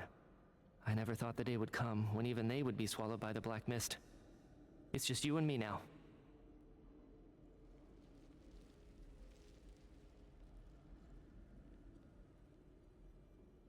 What's just stopping me? Is it just me, or has the Black Mist stopped moving? Yes, it looks like it's satisfied. For now. This happens from time to time. But it won't be long before the Black Mist starts chasing survivors once again. No one knows how to stop its advance for good. Well, we should make the most of the precious moments of rest that those two bought for us. Rip. Oh, I'm feeling kind of fuzzy, my man. Huh? Are you really that sleepy, traveler? Yeah. I am fairly sleepy. Thank you. Somebody, come quick! What is it, Chuganov? What's wrong? Huh? Is it morning already? What's all the commotion?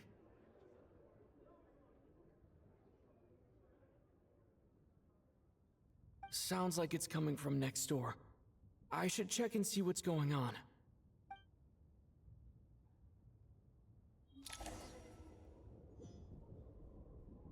Do do do do do do do do do.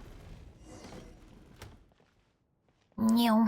Actually, is there anything of mine in there here? You know, I get a chest. No. Okay. Where's next door? This one? Yeah. Up. Who died? Too soon?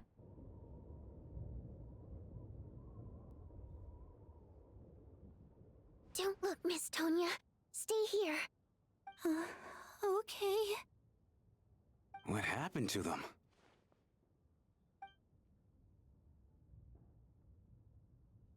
And they died.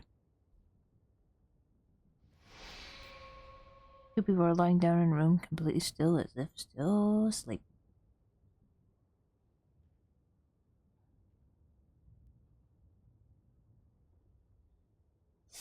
Damn. But your gut tells you that they're not asleep. Somehow you can sense it in your bones. This is what death looks like. Bro, we've seen death before. We've been in that land. What do you mean? These two people have passed away. And the strange thing is that somehow, I knew this was going to happen. I knew that they would be the ones to die. Have I seen this moment before? Or did I have some kind of premonition?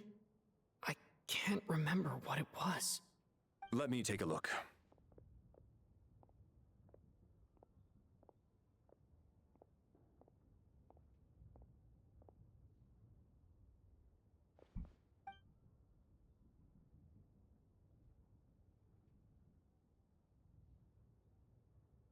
No vital signs in either of them.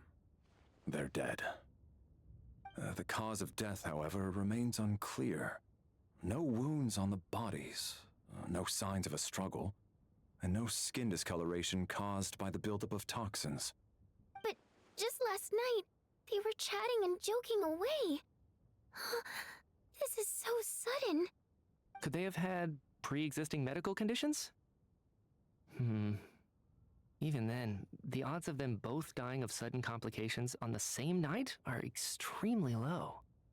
It's hard to believe that they died of natural causes, nor does this appear to be a suicide. Are you suggesting they were murdered? Who was the first to discover the bodies? It was me. But these deaths have nothing to do with me, officer. I got up early because I wanted to see if the snow had stopped. Then I noticed that the door to this room was open, and it looked like there was a man and woman inside. I just went over to see what was going on. I had no idea they were... I can corroborate this. I was doing my morning exercises near the stage. When I saw Mr. Chuganov heading this way, I followed him. I can also confirm that I didn't see a single person approach that room before him. The snowstorm was raging all night, and it's still going now. There's no way someone could have come in from outside, correct? You mean an intruder? No, not possible. I slept by the door last night as a precaution. There's no way I wouldn't have noticed if anyone had tried to open it. Everyone, split into pairs and search the theater for anyone in hiding, or any signs of suspicious activity. I'll follow up with a full search of my own shortly. Go, there is no time to waste.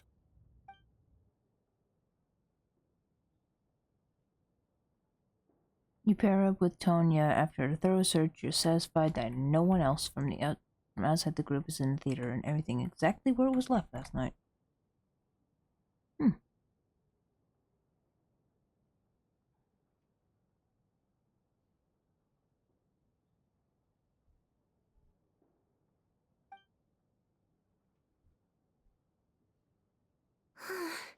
Nothing on your end either? Backstage is clear. No signs of suspicious activity. We checked the basement. Also clear. I don't think there's anywhere here that a living person could hide. I didn't find anything either. Are we certain that the theater doesn't have a back door? Or any tunnel or passageway wide enough for a person to fit through? No, there's nothing like that. If people were sneaking in through some secret tunnel to avoid buying a ticket, we'd have sealed it off ages ago. I also checked the windows. All of them are locked from the inside, and there's no sign of anyone entering or leaving. It sounds like we can safely rule out the intruder theory. If anyone came in during the night in this weather, there'd be no way for them to avoid leaving footprints or water stains. This can only mean one thing. It's like one of those murder mysteries you see in novels and plays, isn't it? The ones where the killer is one of us. We can't quite jump to that conclusion just yet. Could he be right? It's hard to imagine something like that happening in real life. Set in a theater during a snowstorm, a murder takes place, and the killer is among us. Sus! It's such a classic trope that it seems unbelievable. Sus! Looking at who the killer Among targeted Us! And the clean entry and exit. Sorry, I'll shut up. It all adds up. I know what this is. It's obvious now that I think about it. What is? What have you figured out? Both victims were wealthy, well-known local merchants. And the door was deliberately left open so I would discover the bodies and witness the crime scene first thing in the morning. Such ruthless methods. This was your doing, wasn't it, Lelik? Lelik? What? Ha! You mean Lelik is among us? And he's the killer? Sus! Lelik. I know this sus. code name. Member of the Rokot, anti-Project Stuja. Always works alone. I've read the case files at the Armory Palace. Walk me through your reasoning, Mr. Chuganov. What do you know about Lelik? He's among us. What now, huh? What now, Lelik? What more do you want from me? I already voted against Project Stuja at the Snezhnograd Vecha. You snuck into my house the other day while I was asleep. Left a threatening letter. and I did all that you asked. But Project Damn. Stuja cannot be so easily shaken. Not with the rooster in charge. Yeah. So he really was threatened by Lelek. That makes sense. And now you're resorting to murder to threaten me. Isn't that right? I knew it. The Rokot despises the rich. The lives of the wealthy are but refuse in your eyes.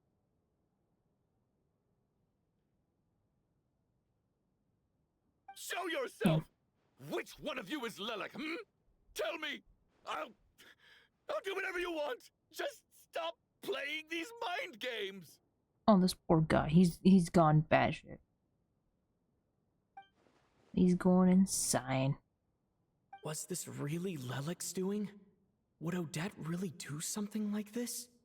If Odette really is Lelek, this seems out of character. But then again, how well do I really know her? I'm probably the only one here with a compelling theory about Lelek's true identity. But if I reveal it now, I'll be putting Odette in the line of fire. What should I do? I don't think it's likely that Lelek killed anyone. At least from the stories I've heard, he's never killed anyone before. And his name has never come up in connection with any murder cases. Besides, even if Lelek did want to threaten you, why resort to such an extreme and roundabout method? It's not his style at all. Vodyanitsa doesn't know that Lelek might be Odette, but her assessment is pretty much identical to mine. Miss Vodyanitsa, why do you suddenly feel the need to speak in Lelek's defense? Defense? Oh, no, it's just...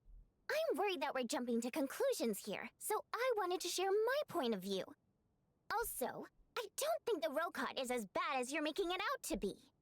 Well, if you think I'm so wrong, what's your theory then, Why don't you tell us who the killer is? The case is still evolving, Mr. Chuganov. Please do not prevent others from expressing their opinions so early on in the discussion. Even so, there's no denying that the recent threat received by Mr. Chuganov may well be an important clue. So there's still a good chance that Lelek is right here among us. Sus. Oh. I can't do this anymore. I don't care if it's still snowing outside. I have to get out of here.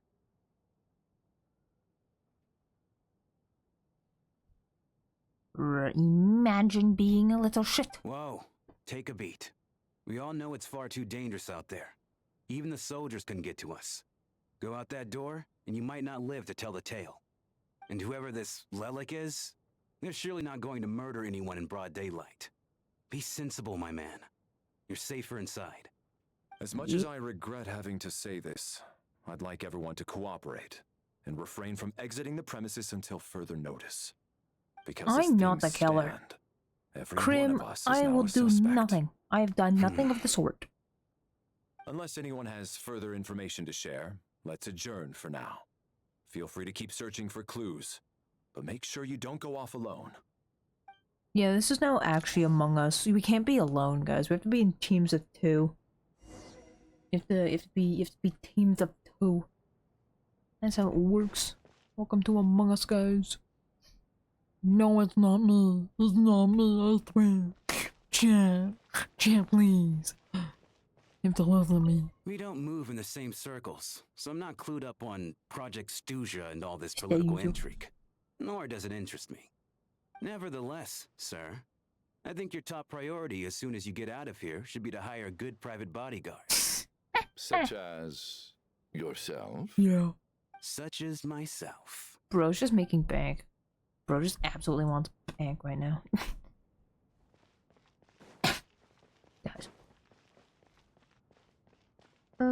What the fuck?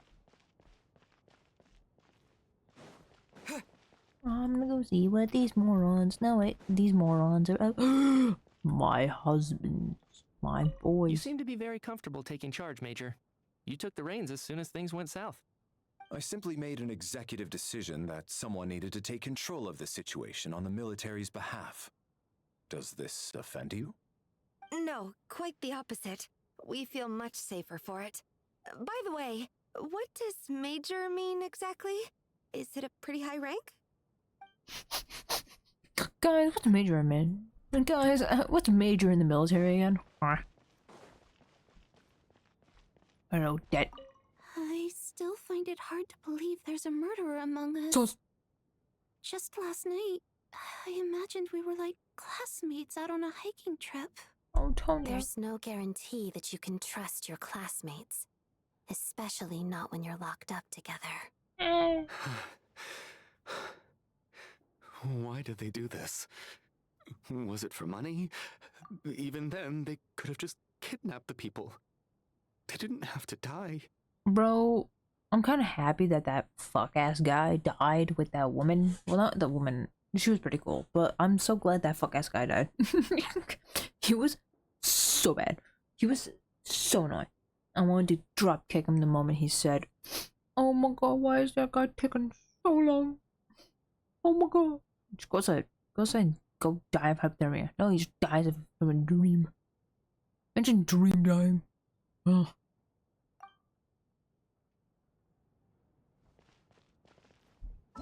Alright, where does this one say?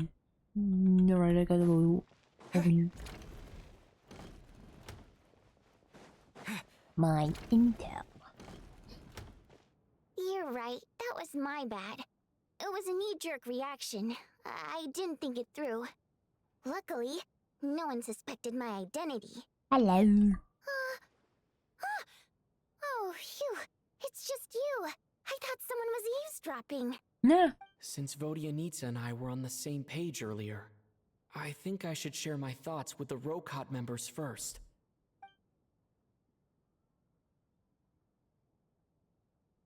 The child's intel on Lelek and your views on the current situation. Raro. Whoa.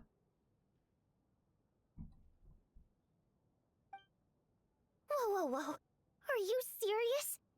I don't know if this counts as gossip, but it's definitely on track to be the juiciest this whole year. Odette? Really?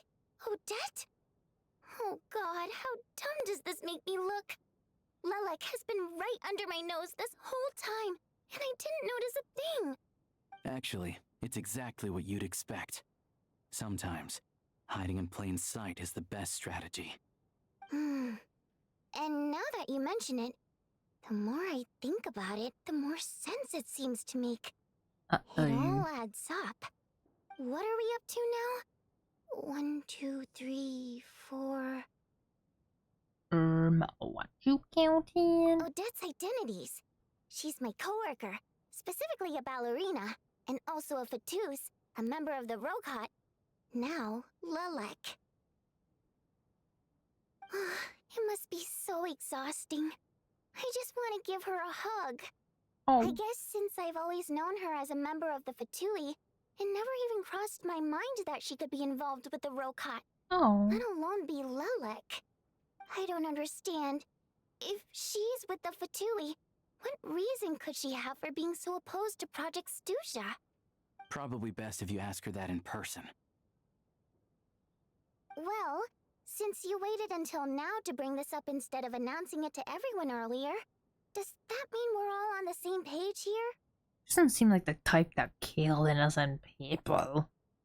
Yeah. Lelek may not follow orders from the Rokot leadership, but as far as I'm concerned, she's never crossed the line. If anything, her actions benefit the poor. We need to confront her face to face. Do you think she'd really admit to being Lelek? I don't know. We'll have Probably to not. see how it goes. For now, we'll work on the assumption that she didn't kill anyone, and see how much she's willing to tell us.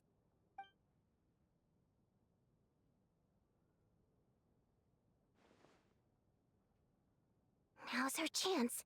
Odette's alone. Let's go. Hey, Odette! What is it, you guys? Shh! Keep your voice down. We need to talk.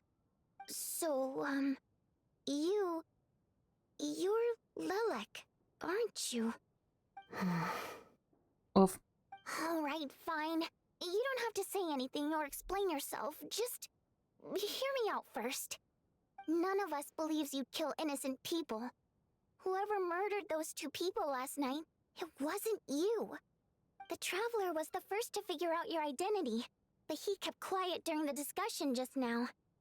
You. Still, it's clear where the group consensus is heading.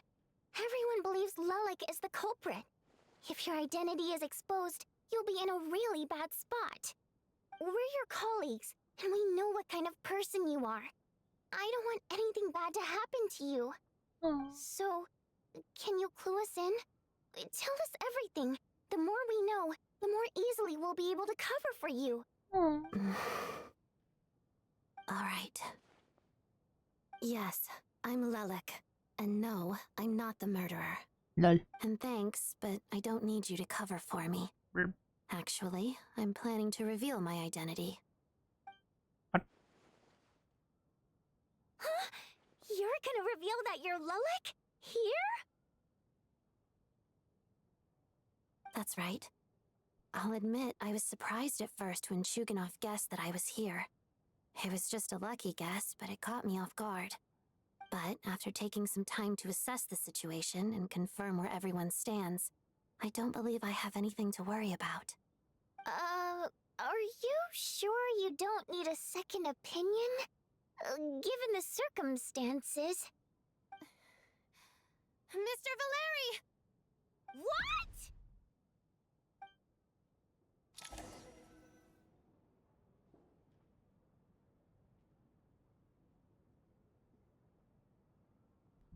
Just fucking get out of the bag.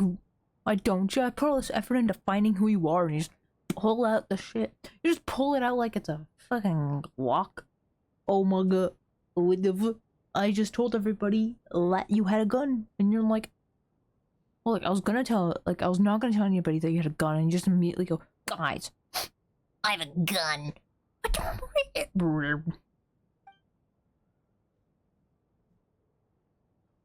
So... Odette is Lelik? Yeah, I don't know what game you're playing, but you've got a lot of nerve. It's just one identity. So what if it's exposed? I can disappear and adopt a new identity anytime I please. I made my peace with this when I chose to become Lelik. But more importantly, I promise I am not the murderer, which means that someone else is. So, if anyone still insists that I did this, you'd best produce the evidence now. Otherwise, I suggest that you bite your tongue. Because if you really believe I killed 2 people without making a sound or leaving a trace, pointing fingers at me would surely only make you my next target. Is this really the truth, Miss Odette? That's confidence, all right. I believe you. A real no-nonsense attitude. I can see why Marionette said that she's on track to inherit the title of the Fair Lady. Are you seriously buying this? Hey, officer! She just admitted to being Lelik. Aren't you going to do something about this? I do have one question, Miss Odette. Why have you chosen this moment to come forward and reveal your identity? If I didn't say anything, everyone would be focusing all their efforts on finding Lelik. And that is exactly what the real culprit wants. I don't want to be the scapegoat who lets the murderer get away with this crime. Despite all the accusations, she made the smart choice. A remarkable display of rational thinking under pressure. Clearly, Odette's talent extends far beyond the art of dance. She thought so far ahead. Ugh, why do I always feel like I'm one step behind her in everything? You've convinced me. Dealing with the murder case remains the top priority right now. Let's put the name Lelik and all related incidents aside until further notice. Nevertheless, the group still considers you the prime suspect. I assume you have no quarrel with that, Miss Odette? I understand. You're welcome to keep an eye on me around the clock. I have no objections. Mr. Chuganov? For my wife and daughter's sake, I'll let you off the hook for now. But don't think you're forgiven for breaking into my house and threatening me. Just wait till we get out of here, Lelik. We'll settle the score then.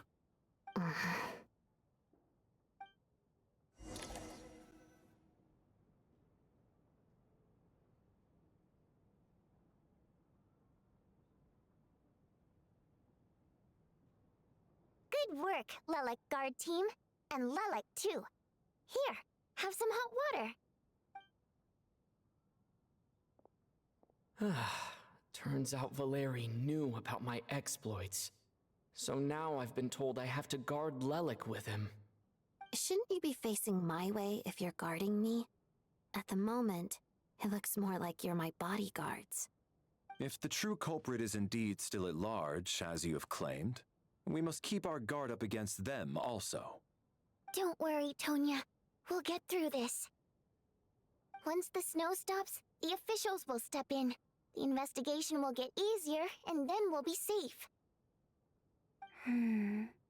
But once the snow stops, won't everyone just leave? You're gonna miss us, huh? Well, some of us work at the theater, so we'll still be here. I'll even give you a special backstage pass.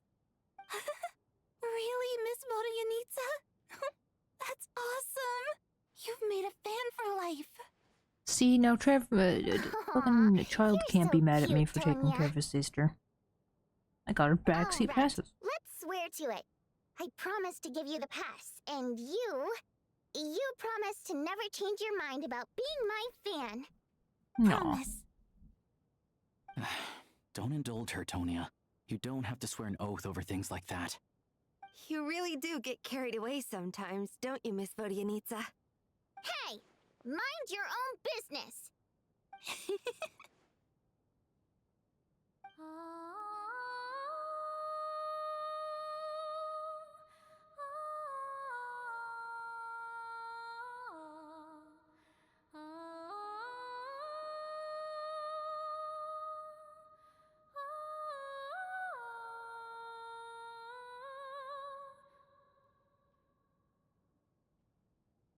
Don't be nervous, Miss Water Imp. Everyone's here. There's nothing to be afraid of. Excuse me? Do I look nervous? Don't be ridiculous. No. You sound nervous, lass. Oh. Wait, but how... Okay, plenty of people know that I'm a water imp, but still... How come you understand our primary mode of expression? Primary mode of expression. I've not come across that concept before. Do enlighten me, Vodyanitsa. Well, it's just... We water imps tend to communicate our emotions to each other by singing, rather than facial expressions. The emotions we convey through song take precedence over our facial expressions. So, we think of it as our primary mode of expression. I'm impressed, Shram. I didn't take you for a man of culture, but you're clearly rather learned. It's not about being cultured or not. The thing is, this mode of expression can usually only be understood by other water imps. It's not a simple case of a song sounding happy or sad. And yet, you're clearly human, Mr. Shram. It's really not the big deal you're making it out to be. I think I just have a knack for it. Plus, I have a... very close friend who's a water imp. A delightful lady. But keep that a secret. Anyway, we spent so much time together that before I knew it, I noticed I could understand her expressions. Oh, I guess that makes sense. Still, He's stalking the you. fact that you have a water imp friend is even more surprising. I'd better watch what I'm singing when I'm around you from now on. Hey, what are you implying? You're not secretly insulting the audience in your songs, are you? Heavens, why would I do a thing like that? It's getting late. We should discuss our sleeping arrangements for tonight. To guard against the killer, someone needs to keep watch. I suggest that we don't sleep in separate quarters tonight. It will be safer if we all stayed together.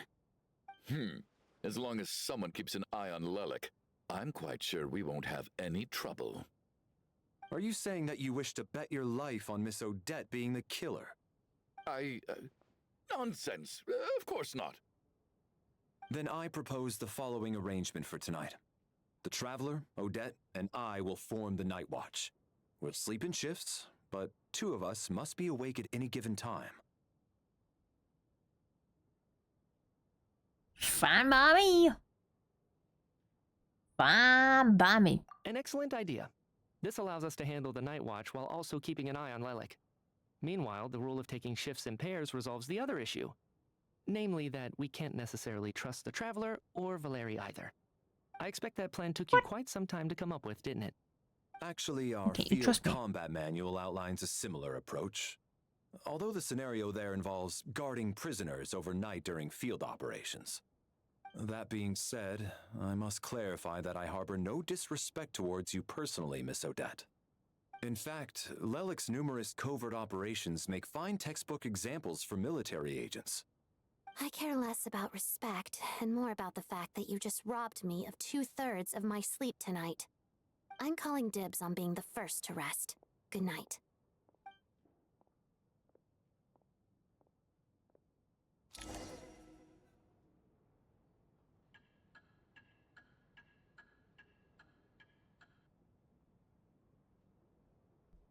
As night falls, you and Valeri take the first watch together. Everyone is sleeping on the stage, making for a scene right out of absurdist theater. Eventually, the time comes for the first shift change. It's almost time. We should wake Odette. How are you faring? I'm not sleepy. You go get some sleep. I'll go after you. Oh, not going to argue with that. I'll take a quick nap. If you start to feel sleepy, wake me up anytime. Krim, I swear to God, if you say it to me because I stayed awake, because my character's staying awake. I should wake her up.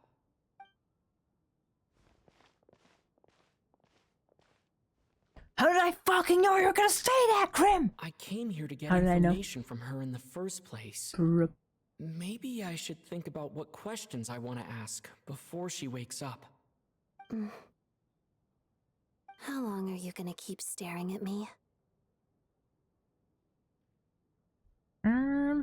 You're awake, but I didn't even wake you up yet. Couldn't sleep. My mind's been running haywire. Plus, there's something I've been meaning to talk to you about. You too? I had a hunch that you wanted a conversation too. Let's take this chance to clear the air, shall we?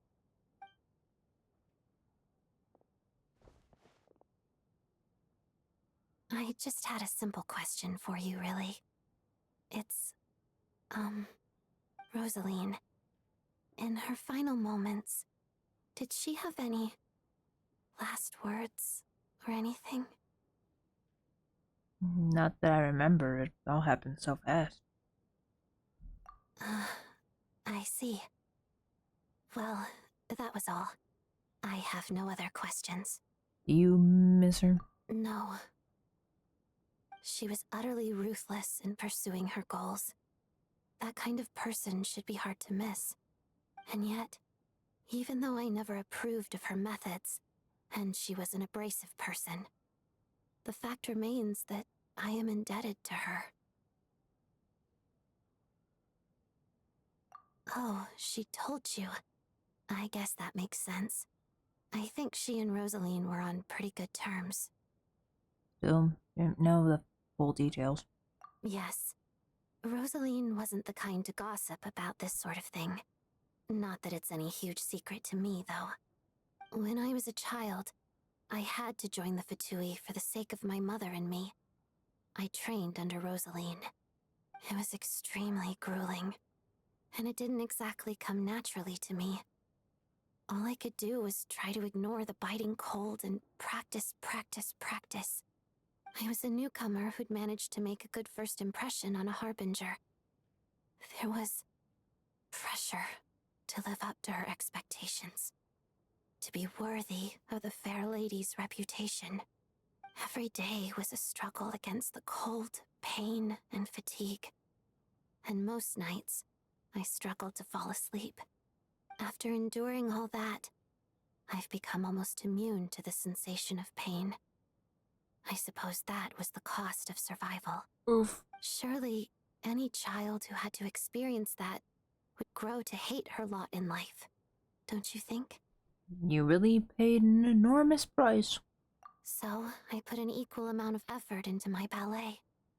Because in my young mind, that was the only way to defy my fate. Bro's fucking sleeping sitting up. What in the gods? Go to bed. Go to bed. Go lay in a bed. What the fuck are you doing sitting? This guy is too invested in his powers. He's too invested in being a guard. I swear. You would tell him to guard a box of cookies and he would probably sit like this trying to fucking stare at the cookies down. Why are you staring the cookies down? What'd they do to you? Huh? Oh, you're supposed to be protecting them, not making them fear you. Go to sleep. Go lay in a bed. It was my way of telling her. The Fatui's demands and your expectations of me are not what I wish for. One day, I will leave. I think she probably blamed my poor performance in training on my passion for ballet. She knew my heart wasn't in it. One time, when I was secretly practicing a dance at night, she suddenly showed up. I knew she was there to catch me red-handed. I told her, "You don't deserve to watch the dance I learned from my mother." She looked stunned. I guess she was surprised that I lashed out first, before she had the chance. But strangely enough, on that occasion, she wasn't fierce with me like she was during training. Instead, she fell silent for a moment, and then left. After that, she never interfered with my dancing or asked me how it was going. She never came to watch me dance again either. Not even once. She was a very proud person. She was. But even now, whenever I take out this core Ignis, I can't help but think of that night. Of the look on her face. So this was a gift from her? Sort of. Although gift might be too kind a term.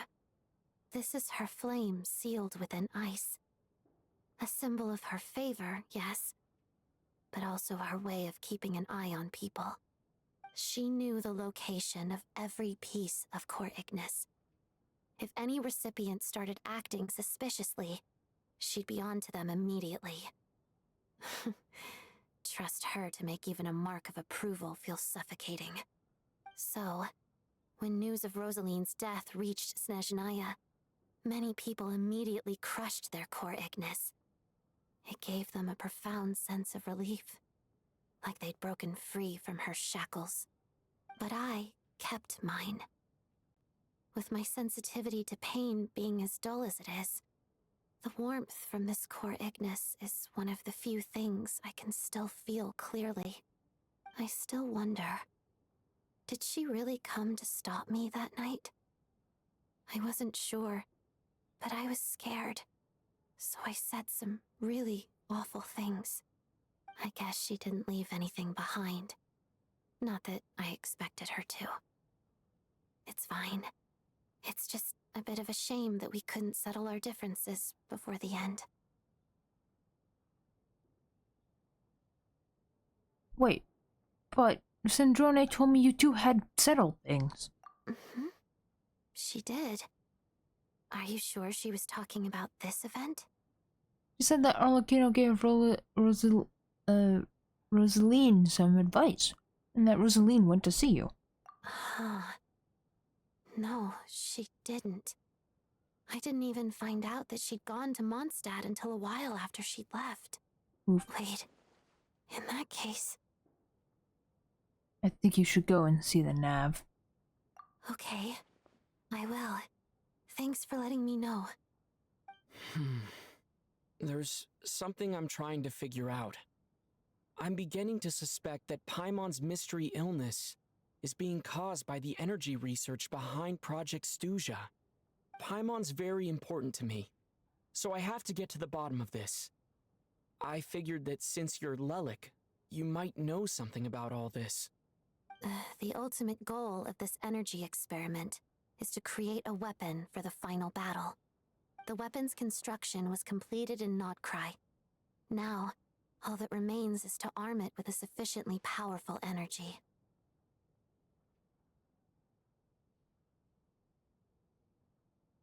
So that's what they were doing at the experimental design bureau.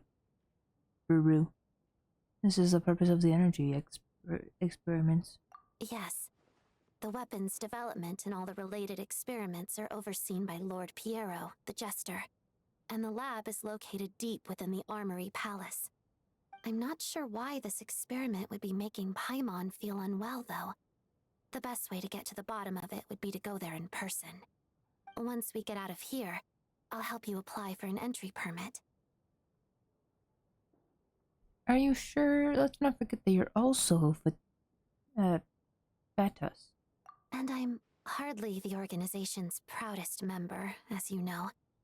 You answered my question about Rosaline. I want to do you a favor in return. It's that simple.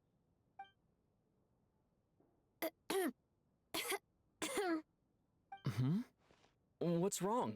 Are you not feeling well? You two seem to be hitting it off. Phew, you made me jump. Nah, I'll stay calm. I thought you were sleeping. Of course I was. In the military, one learns to fall asleep quickly, even in the most inhospitable environments. It's vital to staying alert and energized. Why? Is something wrong? No. Nothing's wrong. Even if he was awake, he can't have overheard us, right? Nah. Thank you both for keeping watch. Traveler, I'll take over for now. It's your turn to get some sleep. Sure.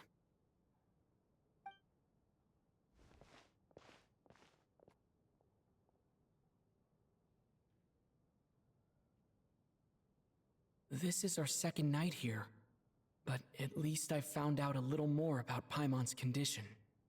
I hope she's been sleeping well the past couple of days. Why do I feel like I'm being watched? Oh no. Seriously? Is this payback for when I stared at her earlier? Yes. But I thought she was asleep.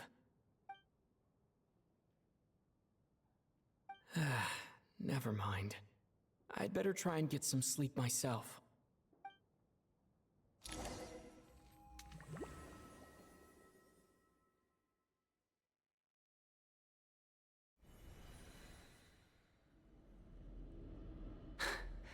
Hey, what are you spacing out for? Are you reaching your limit too? Where are we? I don't know where this is, and yet it feels strangely familiar. How long have we been walking for? Do you remember? Time's lost all meaning. Ever since we noticed that thing above our heads. What was it called again? A star key? Or key star? Anyway, the person who named it was swallowed by the black mist. Whatever it's called, ever since we noticed it, we've been walking up and up, hoping that as long as we reach it, we can find a way out of this place. But it seems like no matter how far we walk, we never get any closer. Well, we've come this far. You never know. Maybe we're almost there? Come on, enough moping. Let's go. The black mist is catching up. Let's go. Let's go. Oh, I have to protect these two? I don't wanna. Oh, enemies. Monsters! Watch out! Monsters? What do you mean? I've lost count of how many times we run into them. Be careful.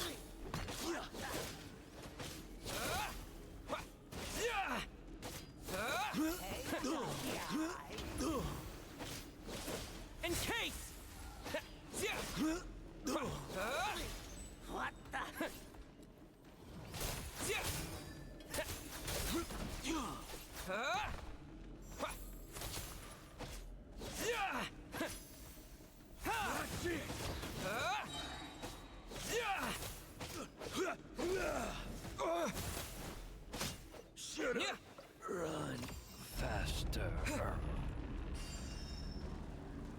Stupid.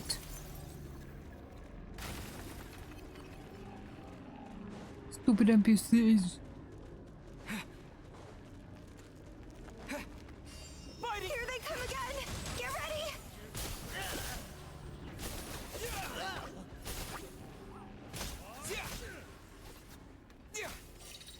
Back of it here. Having second.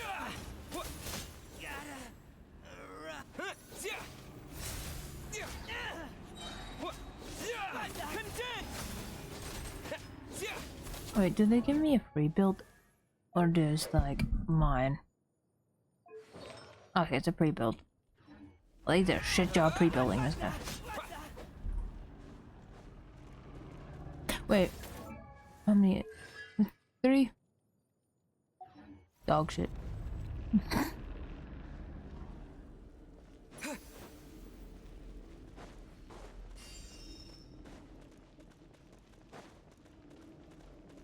Nyum. Nyum. Oh my god, so many monsters ahead of us. The black mist behind us. It feels like there's no escape. Yeah, well, I'm doing all the work here, but I don't know about you, but I feel like I'm doing a lot of shit. Encase!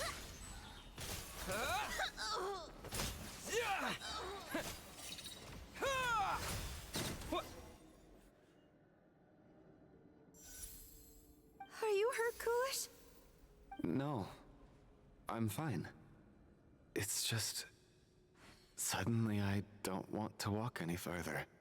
I get you. In fact, I reached my limit a long time ago.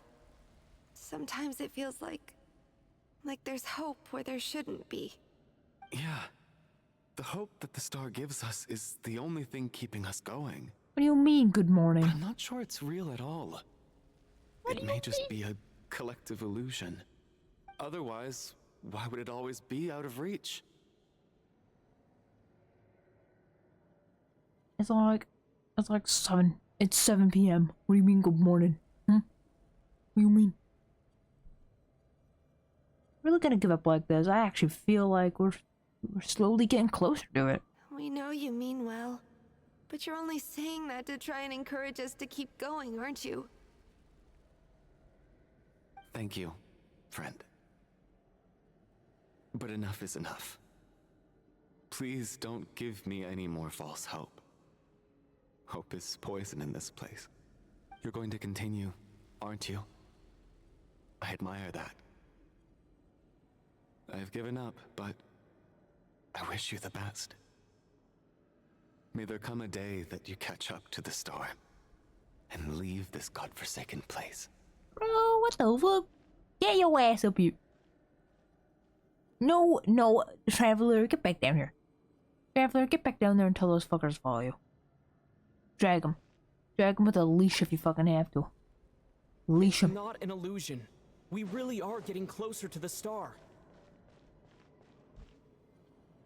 Look at those dumbards. They were just down there. Now they'll die. Good job. Congratulations. You're the first person to make it here. Oh my god, Odette, are you actually the one fucking killing us? God damn it. Actually made it. But how did she get here? The closer I get to the star, the more familiar it looks. I'm the star's envoy. The black mist has stopped rising. Its hunger is satisfied for now, having devoured your 2 companions. This is a good opportunity. I'll let you get some rest before we continue. Continue? Aren't we going to leave? What do you mean, leave? The star represents the starting point. It's the waypoint for the beginning. Congratulations on reaching the starting point. Once you are ready, we will head out and walk upwards. I will be right by your side the whole way. After everything I went through to get here, this is the start? This is just the fucking start? What? Traveler, don't give up hope. Traveler. What's wrong? Hey, don't give up before the journey's even begun. Traveler, think about your fucking sister and her dog shitness. Sus. Rampana!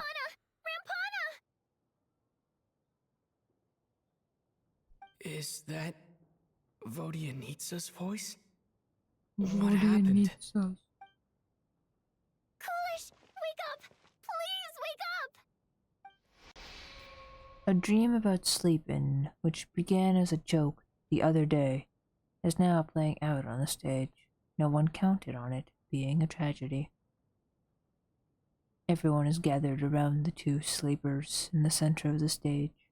Without even inspecting the scene, you already know what has happened, as if something had told you in advance. Ah! Well, she's dead. Anyway. And right then too. The situation is identical to that of the two casualties yesterday. We cannot ascertain the cause of death. At least there are some elements that we can rule out this time. They slept on the stage with everyone else, so I suppose the surrounding environment can't be a relevant variable. Rampana. Coolish. Weren't some of us keeping watch last night? 3 of us, in fact. How could you not notice something was wrong? I'm as confused as you are. Certainly nothing unusual happened on my watch. Likewise, and from what I've observed so far, both Miss Odette and the Traveler can be trusted. No incidents during my watch either. I have no reason to suspect Valor E or Odette either. To be honest, I didn't get a wink of sleep last night. I couldn't help but think I was the target, so I just laid there with my eyes closed. I heard the Traveler and Lelik chatting, but otherwise I don't recall hearing any commotion during the night. Bro. Me too. I didn't want to wake everyone up, so I was concentrating hard, trying not to cough. I hardly slept at all. Aww. If anything had happened, I'm sure I would have noticed. Then, what could possibly be causing this? Once was bad enough. I can't believe it happened again. I worked closely with Rampana and Coolish for so long. I never imagined that one day they'd... And on the stage of all places... Vodianitsa... 4 victims in just 2 days, and we still don't have a single lead. I need to get to the bottom of this as soon as possible. And above all, keep Tonya safe. I'd never be able to look Child in the eye again otherwise. Bro, if she died, Child would immediately storm. Yes, I just checked. Still no sign of anyone outside either. So we only have ourselves to rely on. If you ask me, this killer can clearly strike whenever they please. The Night Watch was a useless endeavor from the start. Lelik must be an expert in poisoning. Clearly she used some poison that can't be detected on the corpse. Here we go again. Listen, I was already thinking to myself last night, was Lelik's reason for revealing her identity the real story? Well, now I have my answer. It most certainly was not. She's been playing us for fools. You get off on this, don't you? Revealing your identity, only to carry on with your killing spree? Shut your face. That's a hideous thought. One that only a hideous mind like yours could dream up. How dare you? That's enough. Yesterday, you named Lelik as a suspect because the victims were both wealthy merchants. Lelik might have had a motive then. What do you mean? But today's victims were just ordinary people. Not to mention that they were colleagues of Odette and mine. What reason would she have to murder them? Let me guess. Just to scare you? Who knows? Maybe you don't know her as well as you think. I implore you all to ask yourselves, how many people are there really in this world that have what it takes to kill another person? Not many, I'd wager. Lelik is well known to be a ruthless operator, and now she has revealed her identity. How could it be any more obvious? Everything you said so far is still just conjecture. Oh which shit, doesn't now his own constitute a ass! concrete lead. He's pulling You need on to back up your him! claims with some evidence. How can you defend her, officer? Show your What did face! she say to you while you were on night watch? Maybe I shouldn't be so surprised. You military types are always colluding with criminals to target the rich. Fucking kill this guy! I'm sick and tired of this guy. I want him to die. I want him to fucking blow up. For the love of shit. All so you can get your grubby paws on our hard-earned fortunes. Then tell us to fall in line. The Fatui, the Druzhna, and the Rokot. Thugs, the lot of you. Chat, get that guy. Chat, fuck that guy up. Don't you dare. Chat, get that bitch. Tone! Oh, Tonya. Sir, but you were the one who told us not to stop other people from expressing their opinions yesterday. 4 people have already died. Only yesterday I was chatting with Mr. Coolish. Then we woke up in the morning and he's... Turning against one another is the last thing we should be doing right now. Little girl. Shut your fucking face! Even if Mr. Chuganov is a puffed-up, pig-headed windbag who doesn't have a clue what he's talking about, he's still one of the victims here, isn't he? He's a fucking windbag. I fucking funny. I had no intention of resorting to violence. But you're right, Miss Tonya. I ought not prevent him from speaking his mind. In any case, I believe Mr. Chuganov has calmed down a little now. We may resume our discussion. I don't think there's any need for that. What is there to discuss? Nothing about this situation is normal. Did you have an idea, Mitya? You're the brainiac here, right? Come on, clue us in. I've been mulling something over. All the leads we have so far concern things from outside the theater. Miss Odette's alter ego, the threats Mr. Chuganov received. But then there's the 2 double murder crime scenes themselves, which have given us absolutely nothing to go on whatsoever. That's highly unusual. Even with the most careful killers, there's always some evidence left behind. So what are you suggesting? I think this could be a supernatural event. It isn't characteristic of human-on-human homicide at all. Correct me if I'm wrong, but aren't you supposed to be a scientist? That doesn't sound like a conclusion someone like you is supposed to make. Sherlock Holmes. I got into scientific research because of my insatiable curiosity. But if the present situation defies all known scientific explanations, I don't mind shifting my curiosity toward the paranormal instead. Now that you mention it, I remember when I first came to the theater. I heard rumors about this place being haunted. Haunted? Yeah, I think I heard the same thing. But I mean, they're only rumors, right? We've worked here for years. Surely we would have noticed any spooky goings-on by now. Well, this has taken an unexpected turn. A haunted theater?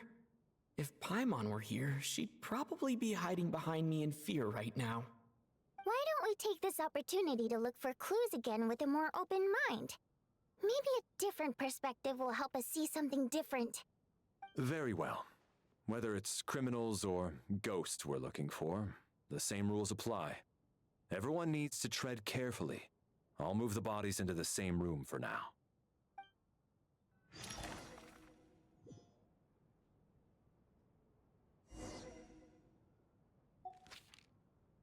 We got a designated body room. Guys, oh, where's the bodies? In your body room. Yay. Also, this is a cute setup. They got beds on this side. They got a table. They got another bed there. And they got, look, other beds over here. Oh. They got, like, the one square, the one and the other one. A doorbell. Everyone's dying. Hi, wife. How you doing? I need to think very hard about whether there's anything that ever needed hiding. After all these years, there must be some things even I've forgotten about. This is my wife. Say hi to my wife. She is a water nymph. Do not be mean to her. I will beat you. She is my wife. Yippee. Like, my wife next to my husband would be good.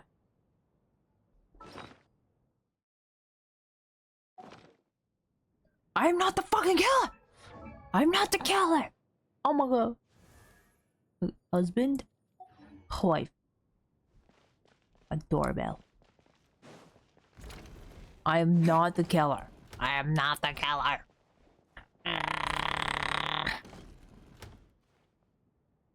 Valeri, come take a look at this. You too, traveler. There's one of my boyfriends. Some sort of notebook. What is it for? It's the on-duty logbook for the theater. Coolish was the main person to use it.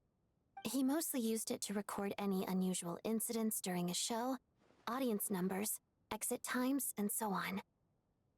I saw Coolish at the entrance before coming in. I think he was holding this book at the time. Yes, he'd always have this logbook with him when he checked tickets at the entrance. This should confirm a lot of key details about the recent show. So, you find anything unusual? Fuck you, I can't have both. I can have a husband, I can have a wife, and I can have two boyfriends that are dating each other, okay? As long as it's consensual between all of us, I can have as many as I want.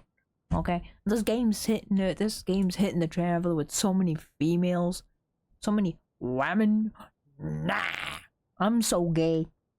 I only want one wife. I want one wife, two boyfriends who are dating each other, and one husband, and a few children. Like, I got Amber as a child. I got Benny as like the weird estranged cousin child. I put a Alosha in the child category. I'll take him. Like, cause look at this guy. Look at this guy. You're telling me I can't take this guy as a boyfriend? He's perfect. Yes. The number of people. I've checked and double-checked, but the numbers just don't match what's recorded. How dare in you the say logbook. what? How dare you whack me? Apparently, we have an extra person among us. Sus! Sus! Oh my god. Are we certain that logbook is accurate? Could someone have sneaked in without buying a ticket or something? Sus. It's all so sus. Unlikely. Coolish took his duties very seriously. I've rarely seen any errors in his work. Not to mention that this was a dress rehearsal, meaning smaller audience numbers and tighter ticket restrictions than usual.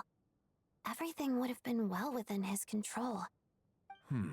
I We allowed no it. longer have our tickets with us, do we? They got collected on entry. I assume there's no way we can check them again. Unfortunately not. The theater recycles tickets. Once people are in the door, they don't tend to leave until the show ends, so we collect the tickets at the point of entry. Too bad Coolish is dead. If he were still around, we could just ask him. Still, I'm inclined to believe that this discrepancy in the head count is significant somehow. Did an extra person just materialize out of thin air? Yes. Yes, they did. They just spawned into existence.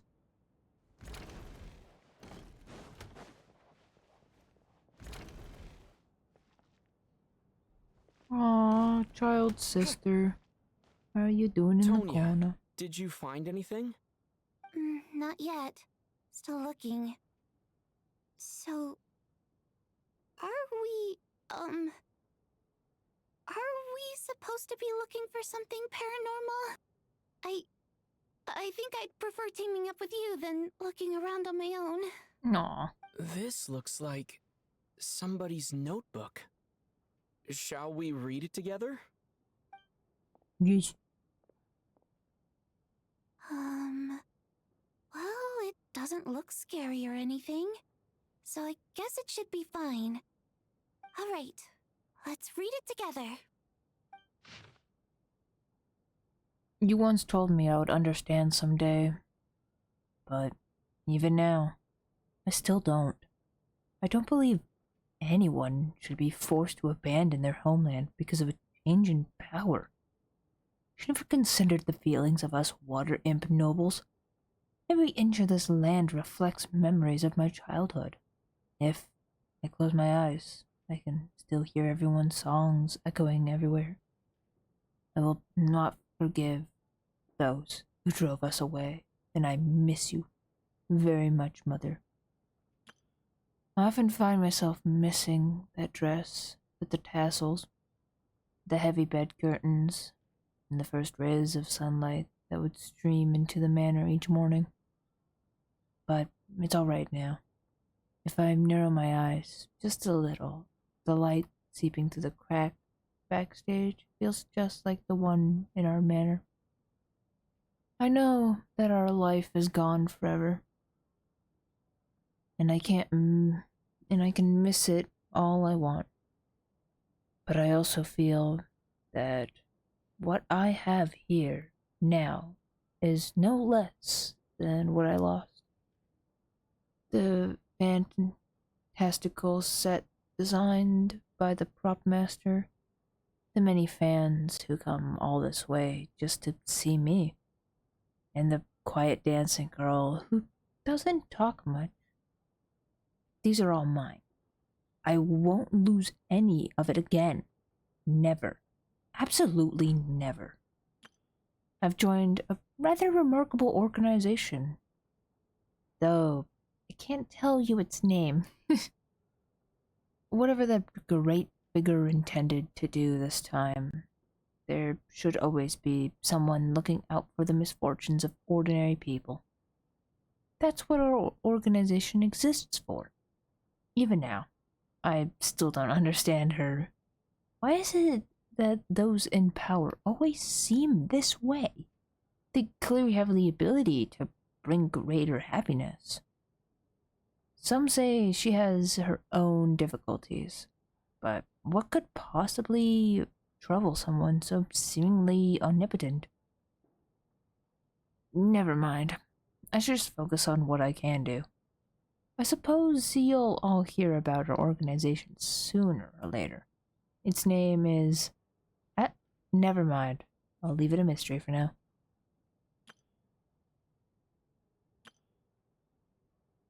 Huh. This has to be Vodyanitsa's writing, surely.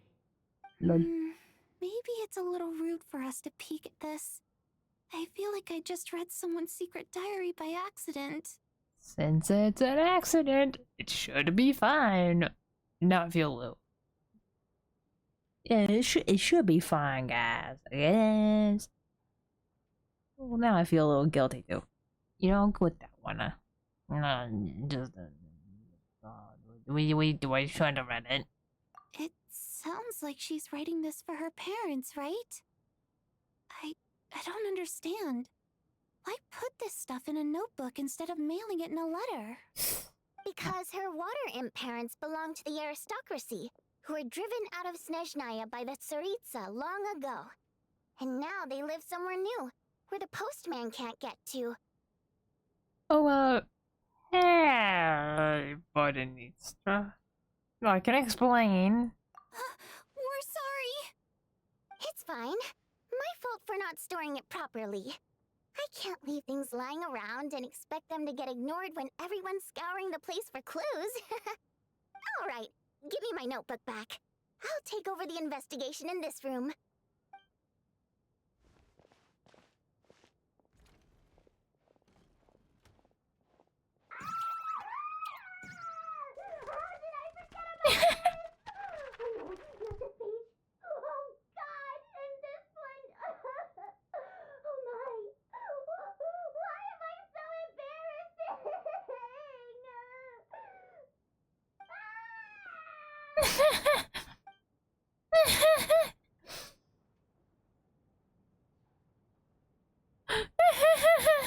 What the fuck? You good in there, wife? You good?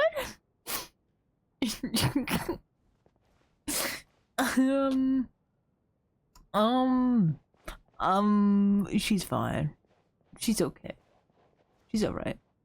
It's okay. It's all fine. Oh. Random section. I didn't see this before.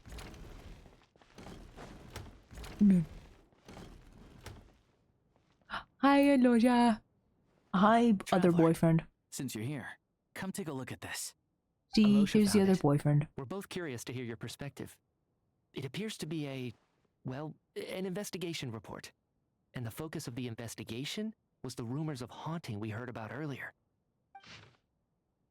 This commission is clearly not as simple as previous cases. Involved only folklore studies. It appeared to be connected to something far more mysterious. An extinct civilization? The creation of ancient gods? Or the power from beyond this world? The possibilities leave ample room for speculation. From now on, we should take this as a lesson. A simple surface does not imply that what lies beneath shares the same level of existence or nature. Ley lines themselves possess a powerful ability to either devour or guide souls. In most cases, once the soul and body of the deceased are separated, the soul is drawn directly into the ley line, leaving no room for the lingering existence. However, evidence shows that the connection between the theater area and the ley lines has been obstructed through only partly, not completely severed. Still, this has granted certain souls unwilling to return to the ley lines an opportunity. If the resistance is strong enough, they may linger within the theater indefinitely. In theory, however, these souls within the theater are incapable of influencing the physical world. Only under extremely rare circumstances can they produce phenomenal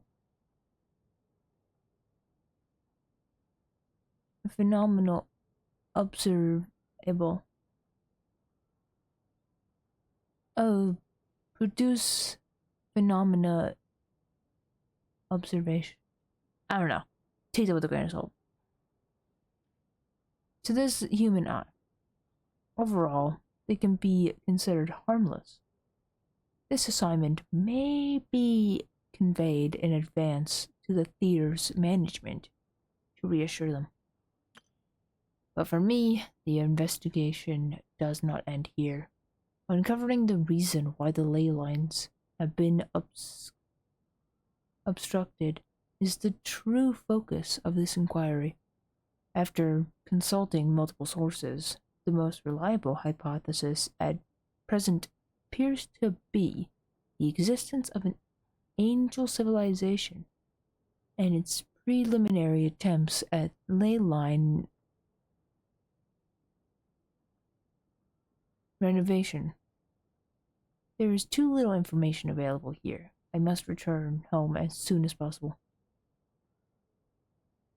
An investigation report, huh? Looks quite old. This person's name looks to be of Sumeru origin to me. Was the investigator from Sumeru? The theater manager must have hired an investigator once specifically to look into this issue. But it doesn't look like anyone ever looked at the report. Presumably, the manager wanted to know if the supposed haunting was dangerous while also being fearful of word getting out in case it affected the theater's business. Anyway, the bottom line is, the haunting is actually real after all. It's caused by an obstruction in the ley lines. Is there any chance this is the key to finally making some progress with the murder cases? Ley line problems are pretty unexceptional to me by this point. And while it certainly offers an explanation for the ghosts, it's hard to imagine what connection it could have to these two murder cases. Some of the language that appears at the very end of the report caught my eye. Angel civilization, ley line renovation? My area of research doesn't touch on any of that, so it's completely outside of my wheelhouse. Huh? A piece of paper just fell out from the report. It landed right by your feet.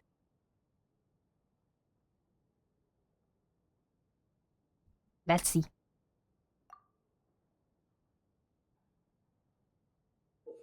Death is near. I just got goosebumps. Pretty ominous. No matter how you look at it. How unnerving. It was tucked inside the report, so it must be a note left by the author. Death is near. Is that supposed to be what's going on here? With us in the theater? But if so, how did the author foresee it? Could he predict the future somehow? Maybe things are more complicated than we thought. No, wait a second. If we take the report and the note at face value, they completely contradict one another. The report definitively concludes that the hauntings in the theater are harmless and cannot affect the real world. But the note seems to be warning of potential danger. The question is, what exactly does the note mean by death?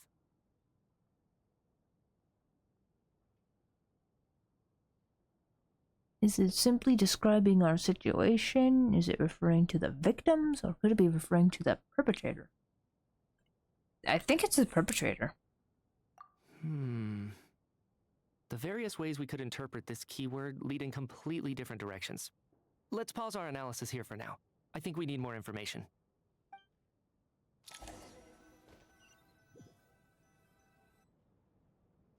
If we take all this together, it's not impossible, is it?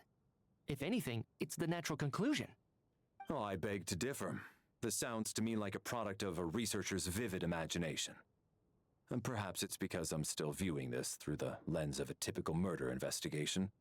But still, I'm struggling to be persuaded by your theory. Does it really sound that far-fetched? Alright, well, let's treat that as speculation for now. I do agree with what you've said, so let's go with your idea for now. Good. Okay, now that we finally have some meaningful leads, I think it's time to reconvene. Let's get the others.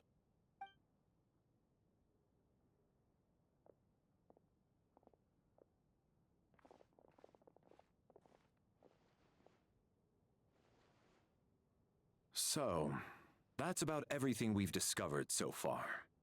I'll share my theory first. Based on what we've learned from the logbook, I believe the extra person among us is most likely the killer.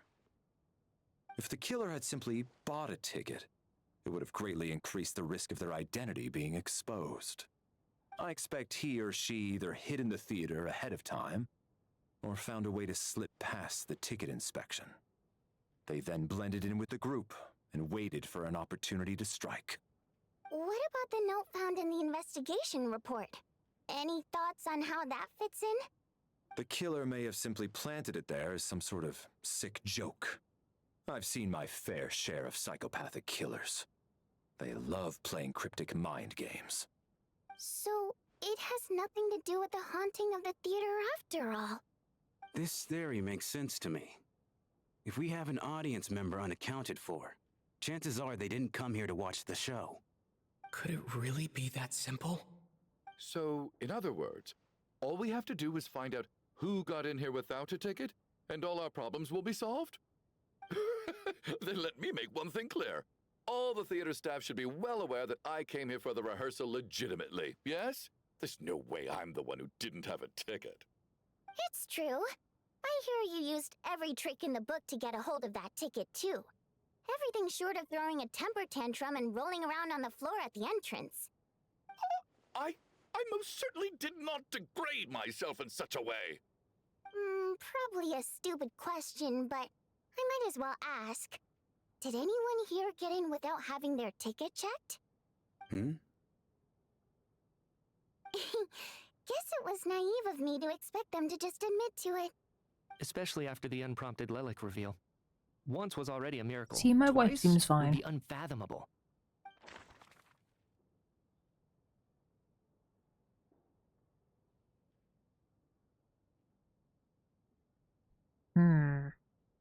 Alright, chat. Who do you think is the one who got in without a ticket? We know Alosha. He's good. He's the goodest boy. He's a good puppy. We didn't see her. We didn't see her in the crowd. And do you really think Child would let his sister leave? I mean, she had a ticket. I fucking hate his ass.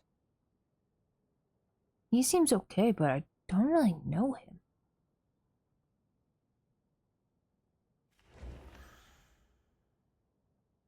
He takes jobs, often works for the nobles. I think it might be him.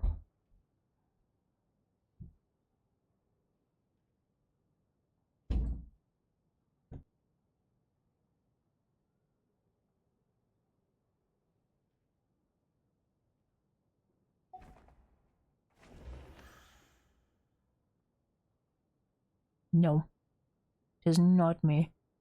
See, my details are just the fourth descender. Harm.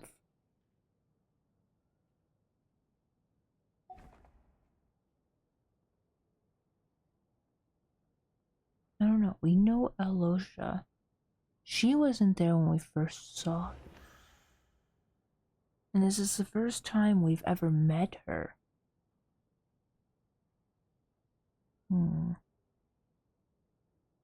It's going good. Going good. We're just trying to find out who's the killer. Who's the... Because there's an extra person who joined that didn't have a ticket. We're just checking. But like... The only person who's been here since the start of the stream is Krim, and Krim's only saying I'm the killer. But like, Krim's no fucking help. I have to do this by myself and use my brain. Thanks, Krim. We don't... The thing is, we don't know Tonya. We don't know what she actually looks like.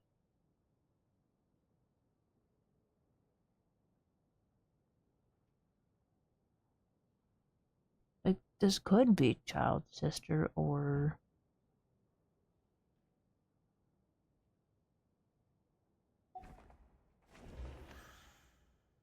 But this guy, he said he has a water nymph friend. And the water nymph friend, apparently he knows water nymph language? It might be him. Because if you think about it, if you really think about it, if he's a dead guy, and he's from the ley lines, and the ley lines are connected to this theater, and since my wife always sings at the theater, he could be able to interpret her that way.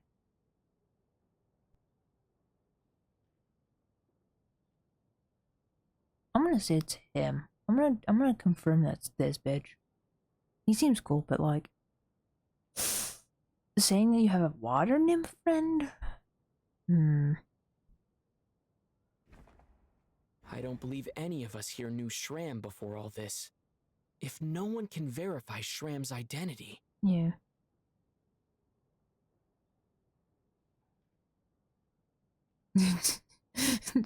You're yoinking me from next stream? What? You're gonna have me listen to you play Deltarune?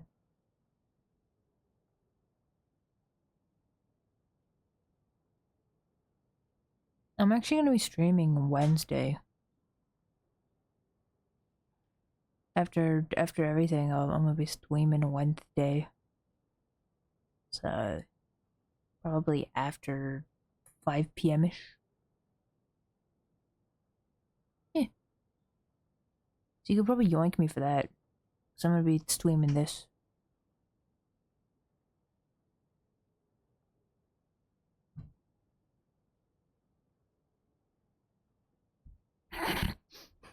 After work fun time. Mr. Shram, did you really go through the ticket inspection to get in here? Huh? Me? Why am I being singled out, my friend? Do I seem that suspicious? Yes. It's not that you stand out as suspicious, more that everyone else has been ruled out as trustworthy. Okay. Bye-bye, Max. Well, We spent the best part of 2 days together now, so I'm sure you can all tell what kind of person I am. I'm a true gentleman. I never dream of doing something like sneaking to the theater without a ticket. Yeah, I have no doubt that you're a good person. But the problem is, none of us here actually know you, so no one can say for sure that you are who you claim to be. Although, actually, what was it you said last night? Yeah, you're friends with that water imp, which is why you understand our primary mode of expression. Last time I checked, there were barely any of us remaining in Snezhnaya, since most of the water imps left. Could you tell me a little bit more about your friend? There's a good chance I actually know her. And I suppose it's also kind of a way for everyone else to get to know you a little better.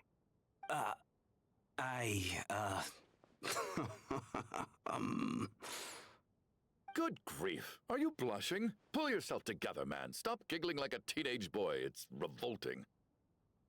Hey, revolting is a little strong. All right, fine. I'll admit it. That water imp friend of mine, the truth is, we're dating. I was just the bodyguard hired by our family. But the stars must have aligned, because sparks began to fly between me and their daughter. Never in my wildest dreams did I think I'd get so lucky. We don't need details. Just get to the point. Okay. I'm just a little hesitant to reveal her name, that's all. You know how it is. These are delicate times. Even with me to protect her. If word gets out that she's dating a human, both the Fae and human factions will give her a hard time. Really? Wait, no. That can't be.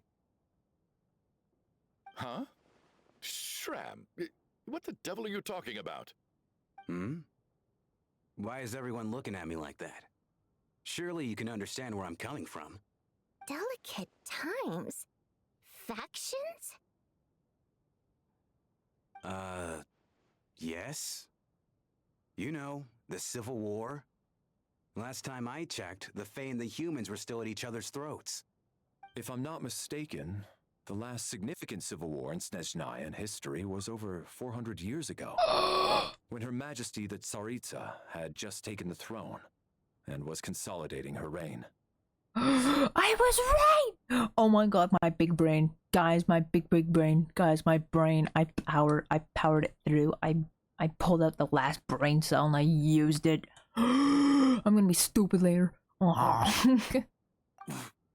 do you mean 400 years ago? You're fucking dead. What's going on here?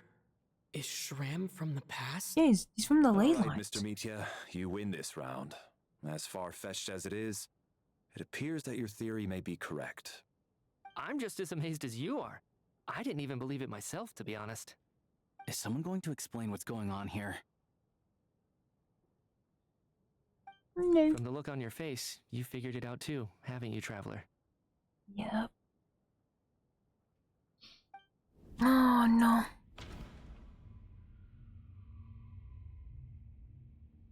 Yep. According to the theater duty logbook, there seems to be an extra person at the scene. A letter wrote to her family, but never sent. A clue that has yet to surface. Investigation reports to the alleged theater's hunting. And the clue of Shram's identity.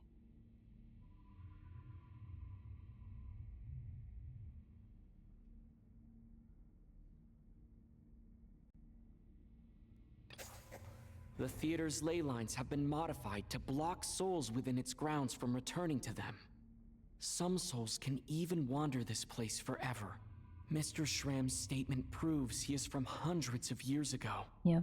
And according to the investigation report on the theater hauntings, Mr. Shram is very likely a lost soul wandering the theater.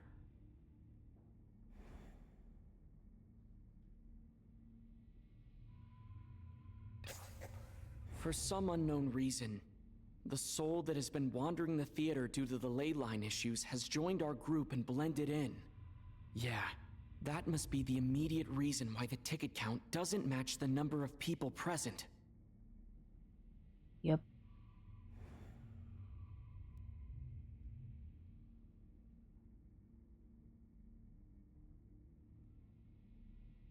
Death is near. In this case, death most likely refers to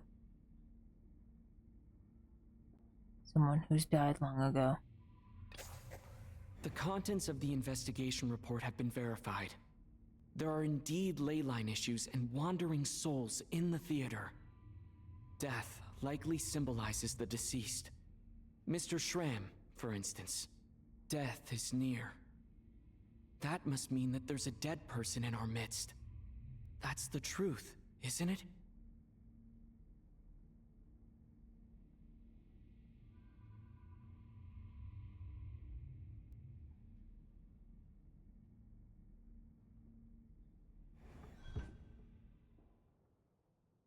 Yeah, the logic is clear now. The investigation report said that there would be souls stuck wandering around the theater because the ley lines were cut off. Mr. Schramm must be one such soul who died in the theater a long time ago. In which case, that also makes him our extra person. So when the note said death is near, it must have been referring to death as in the deceased, people who died a long time ago. Someone who died a long time ago.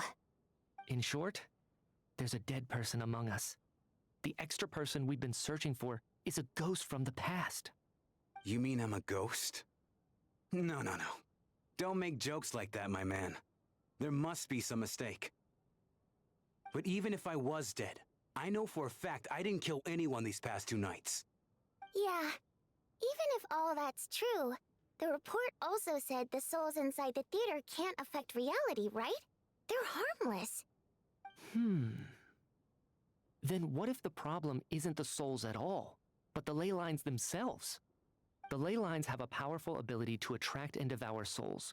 Let's say that the ley lines are like a black hole, constantly seeking to engulf souls.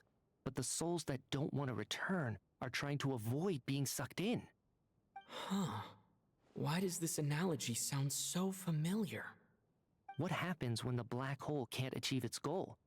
I'm only speculating here, but what if it ended up swallowing innocent souls by mistake, or intentionally taking other souls to compensate? That could explain why we weren't able to determine a cause of death.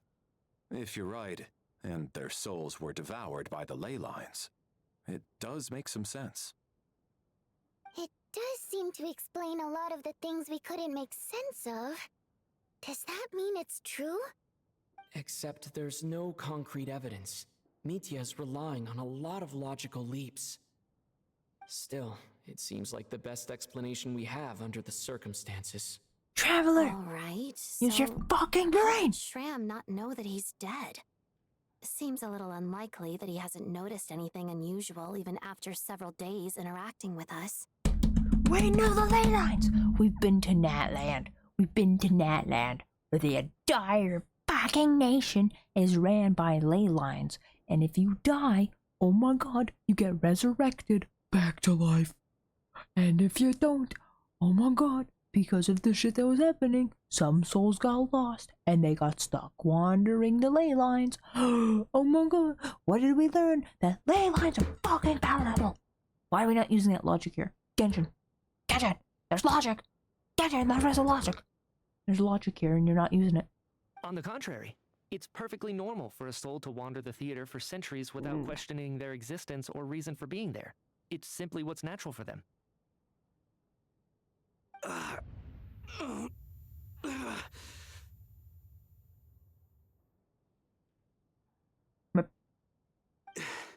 You know what, Mr. Brainiac? I think you might actually be right after all.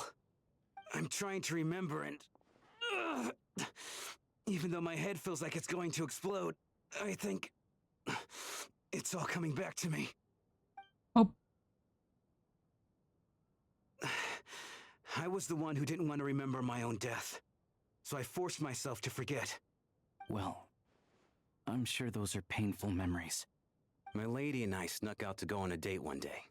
We bought tickets for the theater. It wasn't really my thing, but I was just happy to be together. All of a sudden, a group of people burst into the theater, shouting for all the water imps to get out, performers and audience members included. It was clear the conflict between humans and Fae had reached a boiling point. This time, the extremists were even coming after the water imps who had nothing to do with the war. I thought I could pull one over on them, so I took off my jacket, draped it over my lady, and tried to sneak out amid the chaos. But I got caught. They started shouting, calling me a traitor to humanity. But I was going to do whatever it took to buy our chance to escape, no matter how many people stood in my way. I had to, both as their bodyguard and out of love.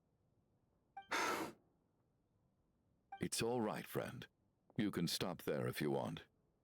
You don't need to dig all that up again. It's just... Even now, I'm still struggling to accept the truth. How could I be dead? I'm sorry, everyone. If I'd known I was a dead man walking, I wouldn't have dragged you down with me. If I'm the cause of all this death, then punish me however you see fit. Aw, poor guy. But, Mr. Shrim... No. I refuse to be a burden. Aw. I know what I have to do. You said I've been wandering the theater for centuries, right?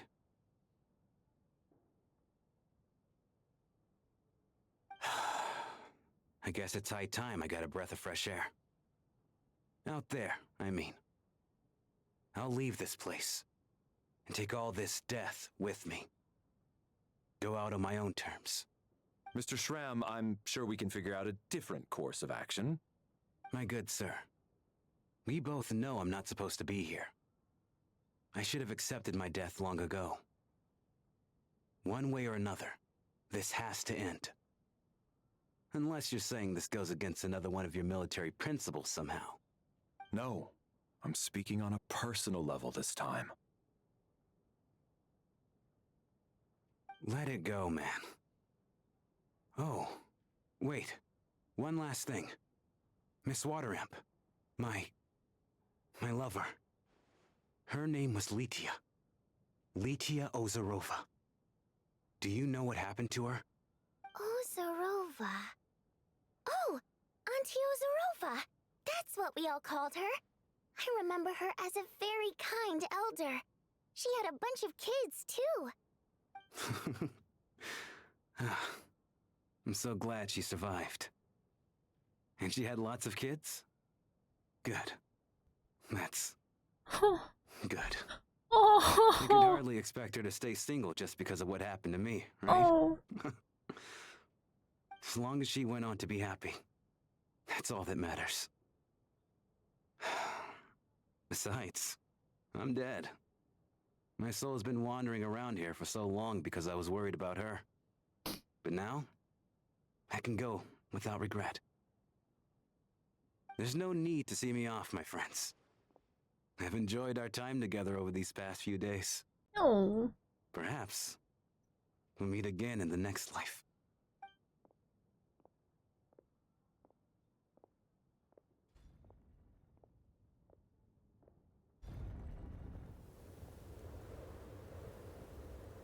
Take care, my man. I knew Mr. Shrim was already dead, but... I still feel so sad. The feels. Death is cruel, no matter how we might try to make sense of it. So, was the conflict between Fae and humans really that bad back then? I was only little, so I don't remember much. It's terrible to think that so many innocent people had their lives turned upside down. Even the historical records about that time period don't say much about it. All people know is that the Tsaritsa founded the Fatui, drove out most of the Fae aristocracy without explanation, then used her terrifying power to suppress the humans. It seems to me like the Tsaritsa chose to make herself the enemy. She downplayed the conflict, directing whatever animosity both sides had for each other at herself instead. That's also why, despite how brutal the conflict was at the time, there hasn't been much lingering tension between humans and Fae since. Things have been fairly harmonious for the past few centuries. So, the Tsaritsa banished the Fae to protect the Fae living in the city? She offered herself up to be hated in exchange for peace. Maybe it's not quite as bad as it sounds. I don't think Her Majesty is too concerned if mortals hate her or not. And besides, there are very few who truly do. All this time, I had no idea. All right, if Mitya's theory is correct, then I think we can consider this matter settled. Let's all take a break.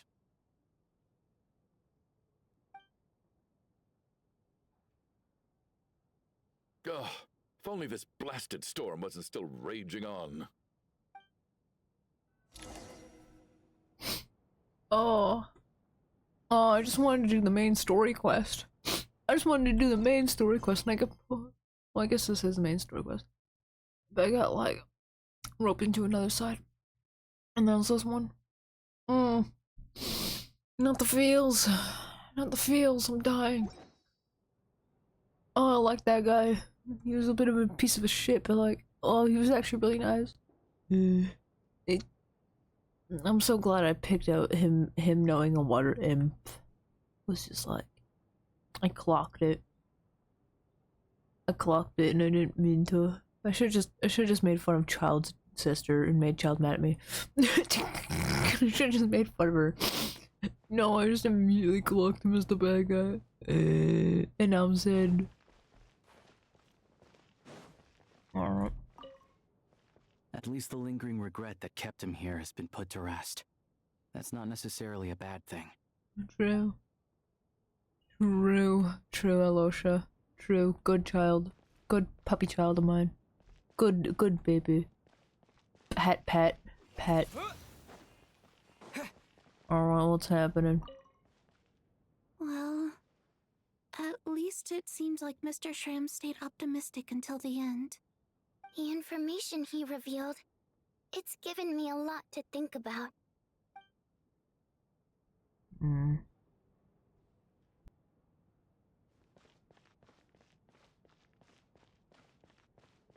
Yeah, in Leeway, when you go up to the cats and you just like hold your skill, you just make them dance and they all scream.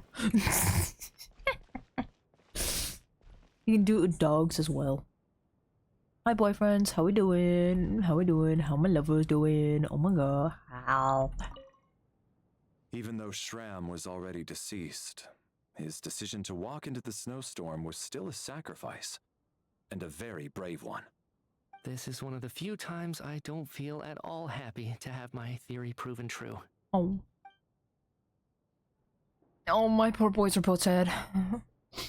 My poor boys are so sad. Look at them. You can't say they're not dating. They act so much like it. This guy basically just always keeps an eye on this guy. If this guy keeps sneaking away from this guy's watch. This guy literally showed up to a fucking cafe that me and my wife were at. He shows up for a meeting and he's like, oh, I only have like so many minutes to hang out. Like, okay man, understandable. Right after those minutes are up, and he's like 1 minute before he goes, he's like, okay, I gotta leave. He leaves. Minutes up. This guy walks to the door. This guy walks right through the door going, where's he at? I knew he was here. Where he at? Like, this guy is so good at hiding from his boyfriend that I swear that is boyfriend material. You're telling me they're not? Genshin, please tell me. Just like throw out the hints that you do with Tenari and Sina, where they casually send letters to themselves. They send letters to each other, and when they send letters to each other, they also go to each other's houses to eat food. My first time chatter. I think so. He will be playable later on. Like, if I remember correctly, he has the model for it. He looks like a playable model. Him and this one, I believe they're playable. So sooner or later I'll get my boyfriends. I'll get my boys. They can hang out with my husband! Oh my god, you and my husband will have a great time talking about military and jail. Oh my god, you guys will have a great time. And then you'll have a great time as well, telling my husband how you will easily break out of his jail in Fontaine. You will say how you will break out. You'll be a smart little dickhead to him. He'll love you. And he'll give you tea. Don't worry about it.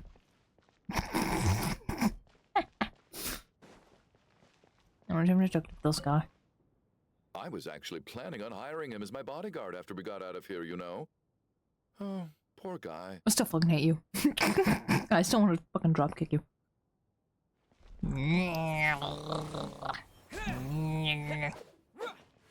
Angie. Gear. Kill that guy when I get a chance.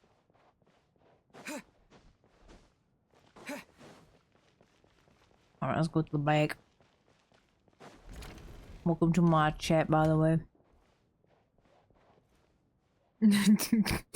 Yeah, I got my wife, I got my husband, I got 2 boys. This works out.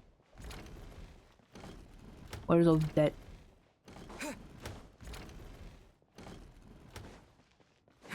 Anything else? No. This is an absolute mood, and I am crying and also upset. I need to call a priest. Oh, thanks, Genshin. Thank you for telling me I don't need to go this way by putting a huge thing of bookshelves in my way. I would have went and snuck. Excuse me? Krim! I have the power to ban you, Krim. I have the power to ban you in 2 chats. I have the power to ban you in every chat that I'm in. Don't make me. I will ban you in every single chat that I know of. You'll try to talk in a stream one day, and you'll be like, wait, I'm banned. And that's gonna be me, Krim. I'm the one who bans you. You will not know who I am out of. You will not know when I will ban you, but you will see one of these days. One of these days, Krim. Your life talking on Twitch chat will be gone. Your life, whew, you shall rue the day. You shall rue the day. How dare you fucking say you're speaking the truth? I'm going to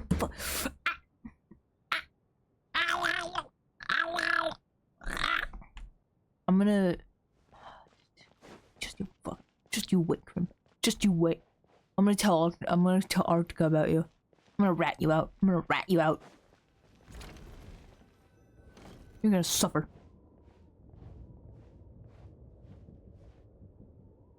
Looks like now we can just rest until the snowstorm stops.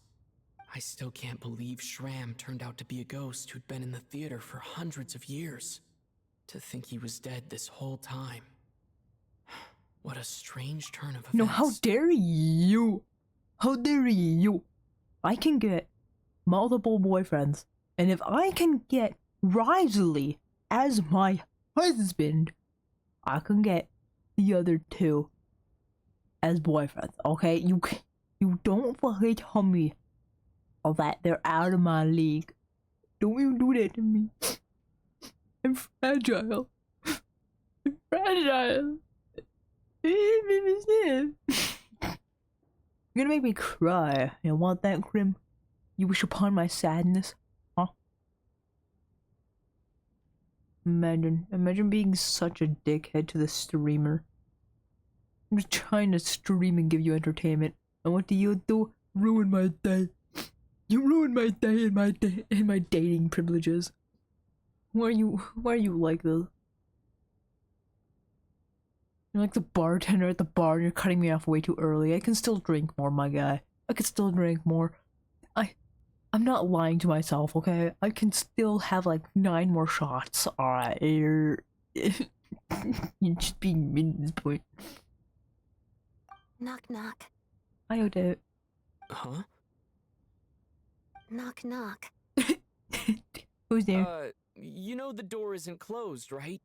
You don't have to knock. Think of it as a signal then. When I'm entering someone else's room and I knock, I'm here as Odette. If I don't knock, it's Lelik. Oh, sure, whatever makes you happy. Yeah, right. Please come in, Miss Odette. Thanks. So, why did you come to find me? Is there something I can help with? Vodyanitsa said you knew about my secret identity from the start. But when everyone was discussing who Lelik could be, you were worried that revealing what you knew would be unfair to me. So you kept it to yourself, right? That's what you wanted to talk about? You just came here to thank me? Yes. I'm extremely grateful for that. It's nothing. I mean, you didn't hold what happened with Signora against me, so I should thank you for that as well. Actually, there's something else as well. I found myself in a situation similar to the one you were in when you helped conceal my identity. So I thought I'd come and ask you for advice. I'm honored. What's the situation? It's about Mitya. Oh. Before all of this, the last time I saw him, he was dead. What? My god. The guys, I'm dating a fucking zombie. Guys, I'm dating a fuck-ass zombie. That's okay, I'm into that. But like...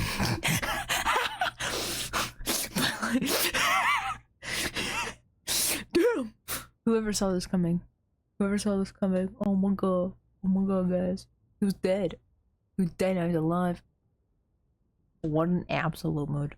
What? As I'm sure you know, my goal as Lelik was to stop Project Stuja. Well, when I found out the tech lead for the experiment behind Project Stuja was Mitya, I immediately started planning to track him down and threaten him to back out. I often saw him around the theater, but I soon concluded that making my move there would risk exposing my identity. So I decided to infiltrate the Armory Palace and go directly to his lab. That way, the threat would be much more effective. Is that why he's able to, like, fucking... He's able to, like, dip and not exist for a long period of time? That is a mood. That is a pure mood. My boyfriend's actually a teleporter. He's a teleporting zombie. That must be basically the most classified place in Snezhnaya. If you manage to infiltrate it, you really do have what it takes to be a harbinger. Yeah. Well, I suppose there was a bit of luck involved. But I am a Fatus, so I already had some familiarity with the building's layout. But when I finally made it to his lab, Mitya seemed to be dead. How did you know? Are you sure he wasn't just dozing off? I checked his breathing and his pulse. He had no vital signs whatsoever. I'm certain of that. I thought maybe another anti-Project Stuja activist had beaten me to it, and chosen a much more brutal method. So I made myself scarce. That's why you were so on guard around Mitya that first night here. Yes. When I saw him sitting in the audience during the performance, I could barely contain the shock. To me, it was a miracle. Somehow, he'd come back from the dead. But then, the murder started happening and things got so complicated that it wasn't really at the front of my mind. That is, until Mitya himself said there must be a dead person among us. Then, I couldn't ignore it any longer. And yet, you thought that bringing it up right away would single Mitya out. Just like when everyone was suspecting Lelik. Exactly. Man, I'm dead. There could be something I was missing. Besides, we soon figured out that Mr. Shram was a ghost. And we knew there was only one extra person. So we thought he had to be the one. But now, it seems like there's another candidate. I understand why you kept it to yourself. There was so much information being thrown around during that discussion.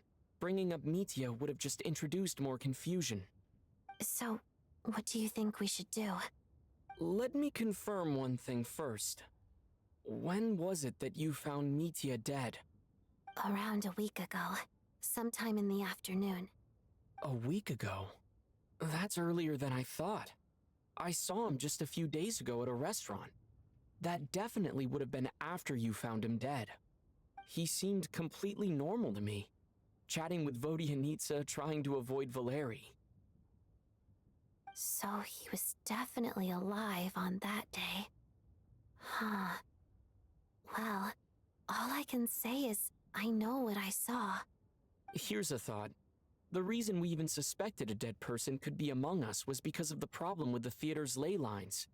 But Mitya's death happened inside the Armory Palace. The ley lines affecting the theater shouldn't reach that far. You're right. I guess he doesn't fit the profile of the person we were searching for. I think the chances of it being him are very low. Surely he can't have died for real in the Armory Palace. Unless... Unless what? Unless he really did come back from the dead. You're right. Do you think we need to disclose this to the others?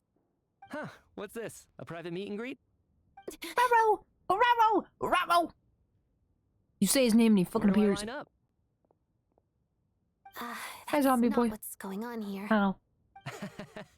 Well, I was just making the rounds. Thought I'd try to lighten the mood a bit. Vodyanitsa's handing out food if you're hungry.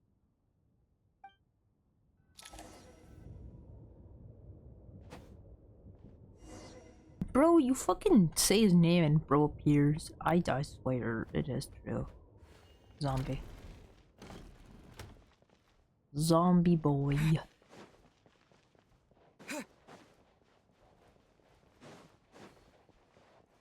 Let's go to Che. What? Outside, the snowstorm continues to rage. Before you know it, night falls once more. What is going on with this storm? Could it be connected to that monster that just arrived in Snezhnaya? I almost hope it is. Her Majesty the Tsaritsa left to vanquish that beast herself. We just need to wait for her triumphant return.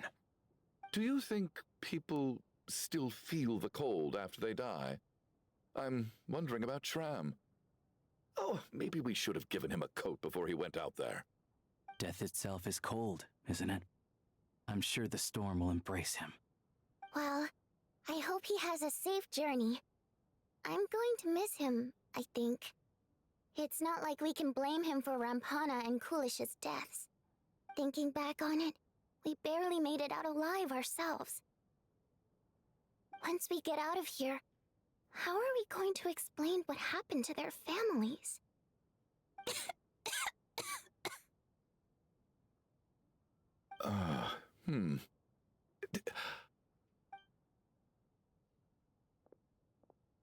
Are you okay? Here, take this. I've never used it.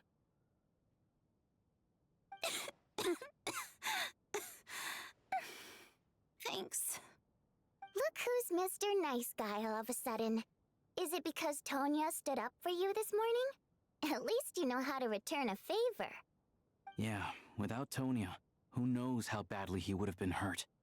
I told you already, I never intended to resort to violence. Bunch of rascals. Little girl? I was rather surprised when you spoke up for me this morning. I didn't think I had many admirers here, so, thank you. Oh, no need to thank me.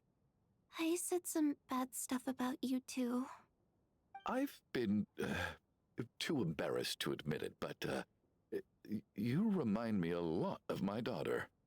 So kind to everyone, but never lets her old man off the hook. Unless my wife and I are having a fight, then she's always on my side. Especially when she was little. Every time I took her out...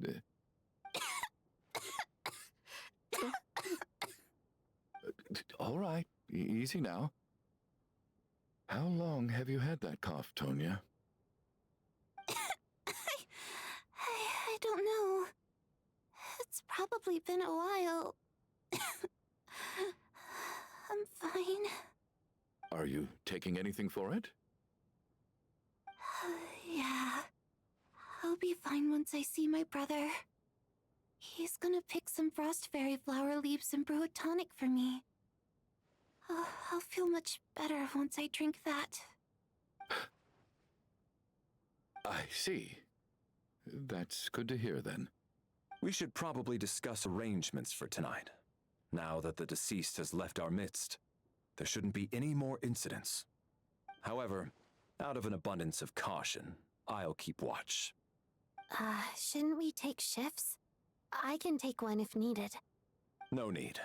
I managed to get a nap in earlier, so I have plenty of energy right now.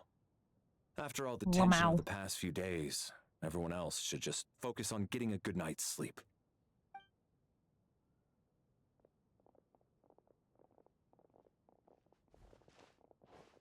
What a long day. This whole situation turned out to be way more complicated than I expected. But Valeri's right. I should just try to calm down and get some rest. The last thing I want is to give myself nightmares.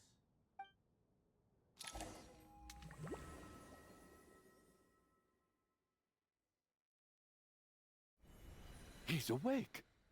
He's awake! Get over here, you big lug, and take a look. If you must call me something, call me Mr. Door. The Black Mist is coming. The door! It's Mr. Door! Where are we? Black Mist? Haven't I heard of that before? Are you all right? Can you walk? We just got attacked by monsters on our way up. That Mr. Door fellow protected us. Door. He just seemed to come out of nowhere. Not much of a talker, but when it comes to taking down monsters, that man doesn't hold back. Door. Curses! The Black Mist is catching up to us. We need to keep going. Guys, I'm dating a door. I don't believe I've ever seen you around here before. Why is that? There's no need to try to get to know me. I'm just Mr. Door. I have to find the... Mr. Door! Monsters! Quick, get rid of them! I can just push these ones off. Oh. Well, anyway, we're lucky to have you here. Thanks for saving us earlier. No need to thank me. This is where my duty lies. Just you! Boy!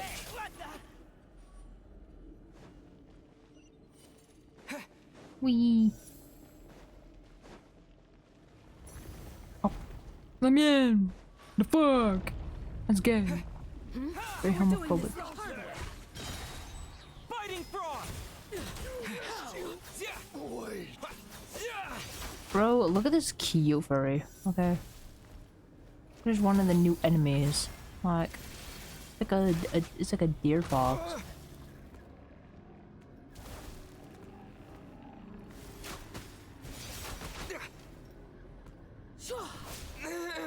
I know I died, but I died for a good cause. Cute deer.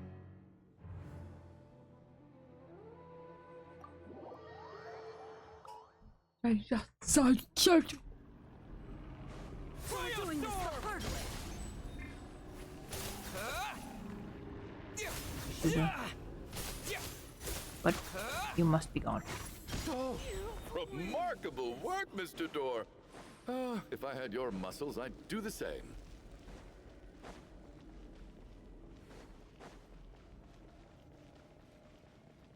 Are none of these doors the one you're looking for? No.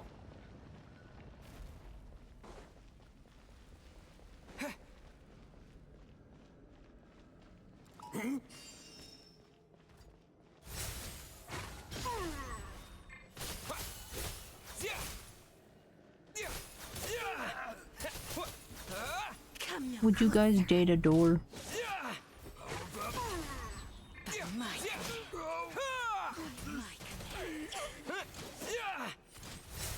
He's a door.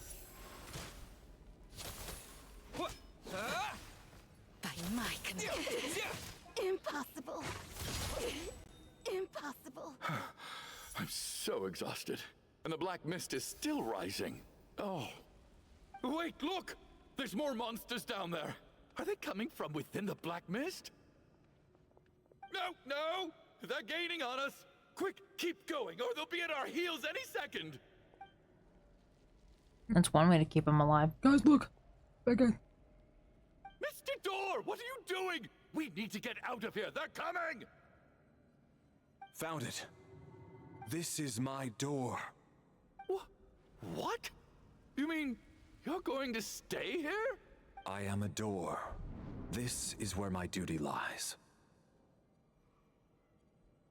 So he meant a door for closing, not for opening. No! You saved us. We can't leave you behind. Yeah, fuck you. You're coming keep with. Going. A door can only keep things out for so long. You must make haste. I don't give a shit. But... Oh, I don't give a shit. Right. Hey, let's go. I don't give a shit. Let Mr. Door's No. sacrifice be in No. vain. No. No. No. No. Bring him back.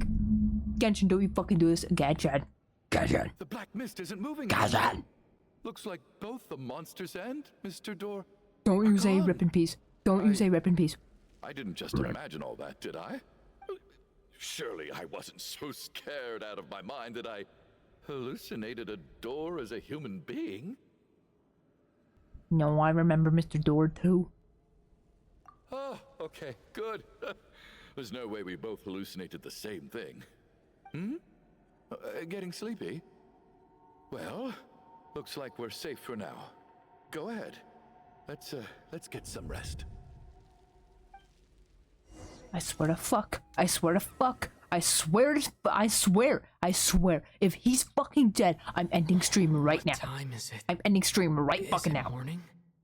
I think I had a nightmare. I swear to shit. I guess everyone's still asleep? If he's fucking dead. These past 2 days have been exhausting.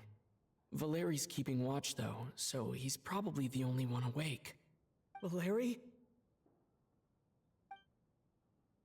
He's fucking dead. He's fucking dead. If he's fucking dead, I swear.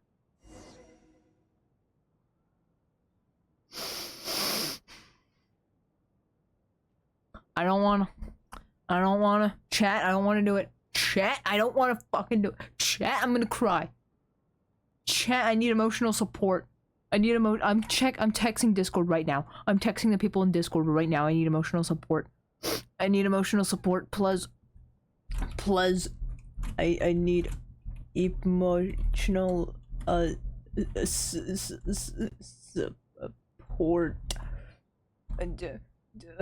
Plus, in Genshin breaking me. Please, anybody, please join the call. Oh my god,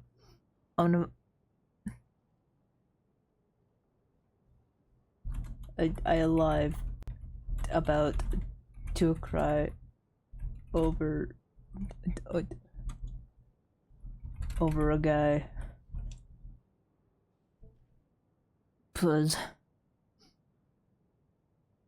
Genshin, please. Anybody. No one cares. No one gives a shit. Everyone's dead. Everyone's dead and doing their own thing. Oh. Oh my god. No, I don't want to do this. I don't want to do this.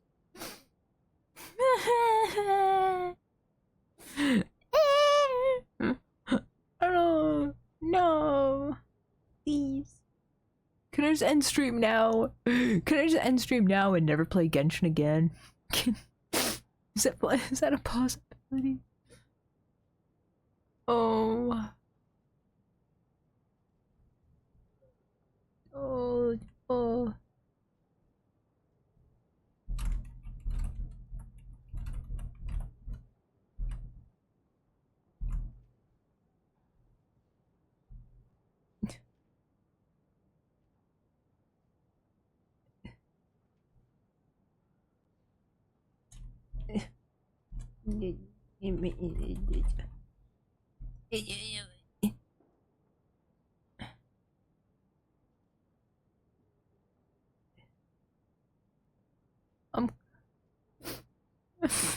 I don't wanna. I don't wanna. Fine. Fine. I'll bite the bullet. And if he is dead, I will end stream. I will end stream, and I will go cry in my bed. I cannot lose this guy. It already turns out one of my boys. No, I'm not killing my boy! I'm not killing my boy. I did not kill my boy. Don't you say that, Krim. Krim.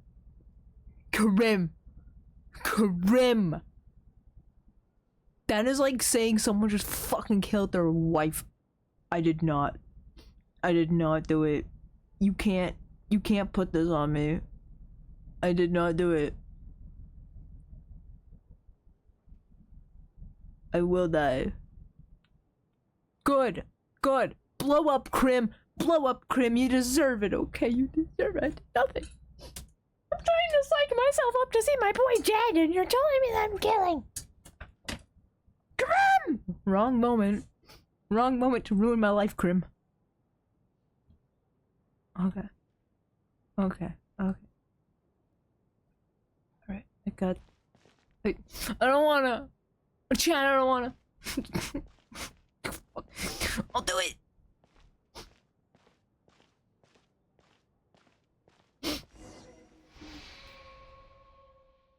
No burden he couldn't shoulder. And around him time seems to stand still, as if the gods in their mercy finally grant him a moment of... Wake up! Everyone needs to wake up! No, I'm ending stream! No, I'm ending stream. I'm ending stream. I'm ending stream. I'm ending stream. Last 2 nights. I'm ending stream. No clear No, I'm cause ending of stream. death. No, I'm ending stream. No. I've been a real thorn in your side, haven't I, Mr. Valeri? Nope, I'm leaving Genshin. No. Bye chat. Bye. I'm gonna go. Oh.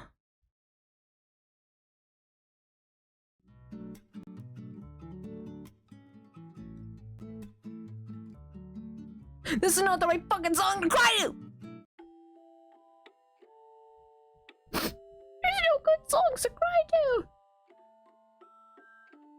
Oh, no, pick this one. No, this song is even worse! Okay, we get me.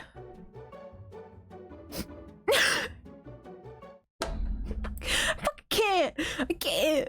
No, I'm just gonna end it here. Fuck you all. Dude, you get no outro music.